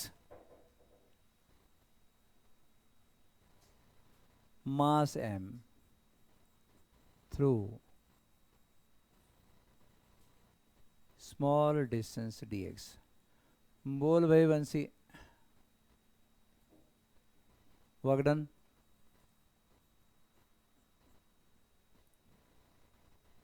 work done वो force into displacement है, और क्या पूछना? एफ इंटू कितनी है dx है, कितनी बेटा? एफ इंटू dx, यही ना। एफ की वैल्यू डालूं, G capital M small m into x raised power -2 into dx। Total work done निकालना तो कैसे निकालेंगे? dw का w बनाना तो कैसे करेंगे? खूब सारे वर्क, अरे ऐसे dw कई होंगे इन्फिनिटी तक, w1 w2 w3 छोटे छोटे कई वर्क, उनको ऐड करना है। एडिशन के लिए क्या करते हैं? इंटीग्रेशन। तो सारे वर्क ऐड करने हैं तो dw का क्या करूंगा? इंटीग्रेशन करूंगा। g कांस्टेंट है बेटा, मास ऑफ अर्थ कांस्टेंट है, ये वाला मास कांस्टेंट, अंदर क्या रह गया? x rest power -2 into dx। कहां से आपने बॉडी को उठाया? यहां से, यहां से उठाया ना बेटा। x कितना था यहाँ पे? r के बराबर। x इक्वल टू आर से, क्योंकि x वेरिएबल है, x चेंज हो रहा है बेटा, लगातार चेंज हो रहा है। x इक्वल टू आर से आपने बॉडी को उठाया, कहां लेके जाना है? x इक्वल टू इन्फिनिटी तक लेके जाना है। तो आप बोलोगे यार x इक्वल टू आर से बॉडी को उठाया है, इन्फिनिटी तक लेके जाना है, ये वर्क डन कैलकुलेट कर दो। हो सकता है अभी आपके दाएं बाएं से निकले, परेशान नहीं होना, क्योंकि 9th वालों के लिए डिफरेंशिएशन इंटीग्रेशन वैसे ही है जैसे कोई आपके सामने अचानक आके जापानी या चीनी बोलना शुरू कर दे, है ना। पर दोबारा करेंगे और मस्ती में आगे बढ़े। बिल्कुल नीचे की तरफ अर्थ इसको पुल करेगी, इसके अगेंस्ट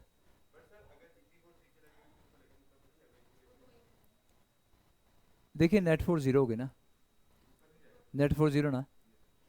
फोर्स होती क्या बेटा, एम इंटू ए। मैथमेटिकली बात क्या कर मेरे साथ पूछ पाछ रहने दे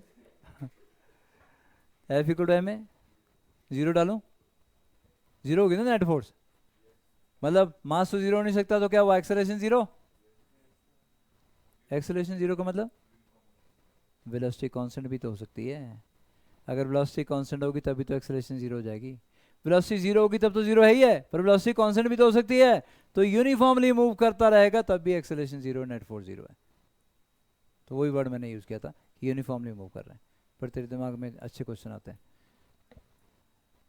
तेरे दिमाग में आते नहीं यार, तू बचती करता रहे बस हैं बोले मैं तो सेविंग करता हूँ इसलिए क्वेश्चन कुछ नहीं आते मेरे दिमाग में, है भाई, तेरे दिमाग में नहीं आता कुछ नहीं आता है, कौन आता है क्वेश्चन आता है। यहाँ तक आया बेटा, एक्स रेज पर -2 का इंटीग्रेशन बोलो क्या होगा, एक्स रेज पर -2 + 1 divided by -2 + 1 r to infinity, क्या बन गया बेटा, -1/x, GMM भी है यार, तो छोड़ दिए बेचारा,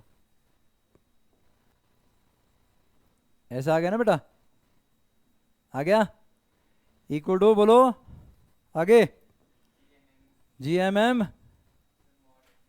-1/x आ गया बेटा, आर टू इन्फिनिटी, ये माइनस बाहर निकाल लूँ चलेगा, बाहर निकाल लिया, GMM आ गया, x की जगह अपर लिमिट 1/∞, माइनस x की जगह लोअर लिमिट 1/r, 1/∞ कितना होता है, 0, 1/∞ 0, 1/10 कितना, क्यों भाई 1/10 कितना, कितना 0.1, 1/100 कितना 0.01, 1/1000 कितना 0.001, जैसे जैसे डिनोमिनेटर बढ़ता जाएगा क्वांटिटी जीरो की तरफ अप्रोच करती है, कि तो 1/∞ कितना हो जाएगा बेटा, 0, समझे ना। चलो भाई, तो 1/∞ 0 हो गया, माइनस माइनस प्लस हो गया, और आपका वर्क डन आ गया कितना, G capital M upon R। जो हम बोल रहे थे यार सारी उम्र लग जाएगी बॉस इसको तो ऐड करने में, वक्त को 1 2 3 4 लाइन में हमारा आंसर आ गया। 4 में इसलिए आया क्योंकि तुम नए हो अभी इंटीग्रेशन में, अगर थोड़ा सा आगे बढ़ जाओगे, कुछ टाइम बीत जाएगा, तो तुम्हें पता होगा x रेज़ टू पावर -2 का इंटीग्रेशन -1/x आता है, सीधा 2 स्टेप में आंसर आता है तुम्हारा। तो जो एडिशन हमें इम्पॉसिबल लग रही थी कि बॉस ये नहीं हो पाएगा, वो हमने यहाँ 4 लाइनों में की, थोड़ा सा और तुम इंटीग्रेशन सीख जाओगे तो 2 ही लाइनें लगेंगी वर्क डन कैलकुलेट करने में, 1 मिनट के अंदर तुम वो काम कर लोगे जो कोई बंदा बोला था यार मेरी तो सारी ज़िंदगी ख़राब हो जाएगी वर्क डन कैलकुलेट करने में। तो इंटीग्रेशन क्या है, एडिशन का एक और तरीका। तो बेटा एडिशन, सब्ट्रैक्शन, मल्टीप्लिकेशन, ये चीज़ें नहीं आएंगी तो फिर फिज़िक्स में आगे कैसे बढ़ेंगे। तो मैं कुछ नई चीज़ें नहीं बता रहा हूँ, वही है एडिशन सब्ट्रैक्शन वाली चीज़ें। तो इंटीग्रेशन का कोई फ्यूज़ नहीं उड़ाना है अपने कि हाँ सिंबल अलग है, फॉर्मूले अलग हैं, लेकिन एडिशन के जहाँ आपको लगेगा ना पूरी फिजिक्स में कि यार बहुत ये एडिशन नहीं मैं कर सकता, तो उस एडिशन के लिए आपके पास फॉर्मूले आ चुके हैं। ठीक है जी, आज के लिए इतना ही। नेक्स्ट टाइम बीच में पूछ लेना मेरे से, कहीं यही होगा ना, कोई प्रॉब्लम आएगी ना तो मुझसे पूछते रहो, असाइनमेंट पूरी कर लो, तब आएंगे वो जो एग्ज़ाम में तुम्हारे मार्क्स आएंगे, ठीक है ना। ठीक है बच्चों, थैंक यू वेरी मच बेटा।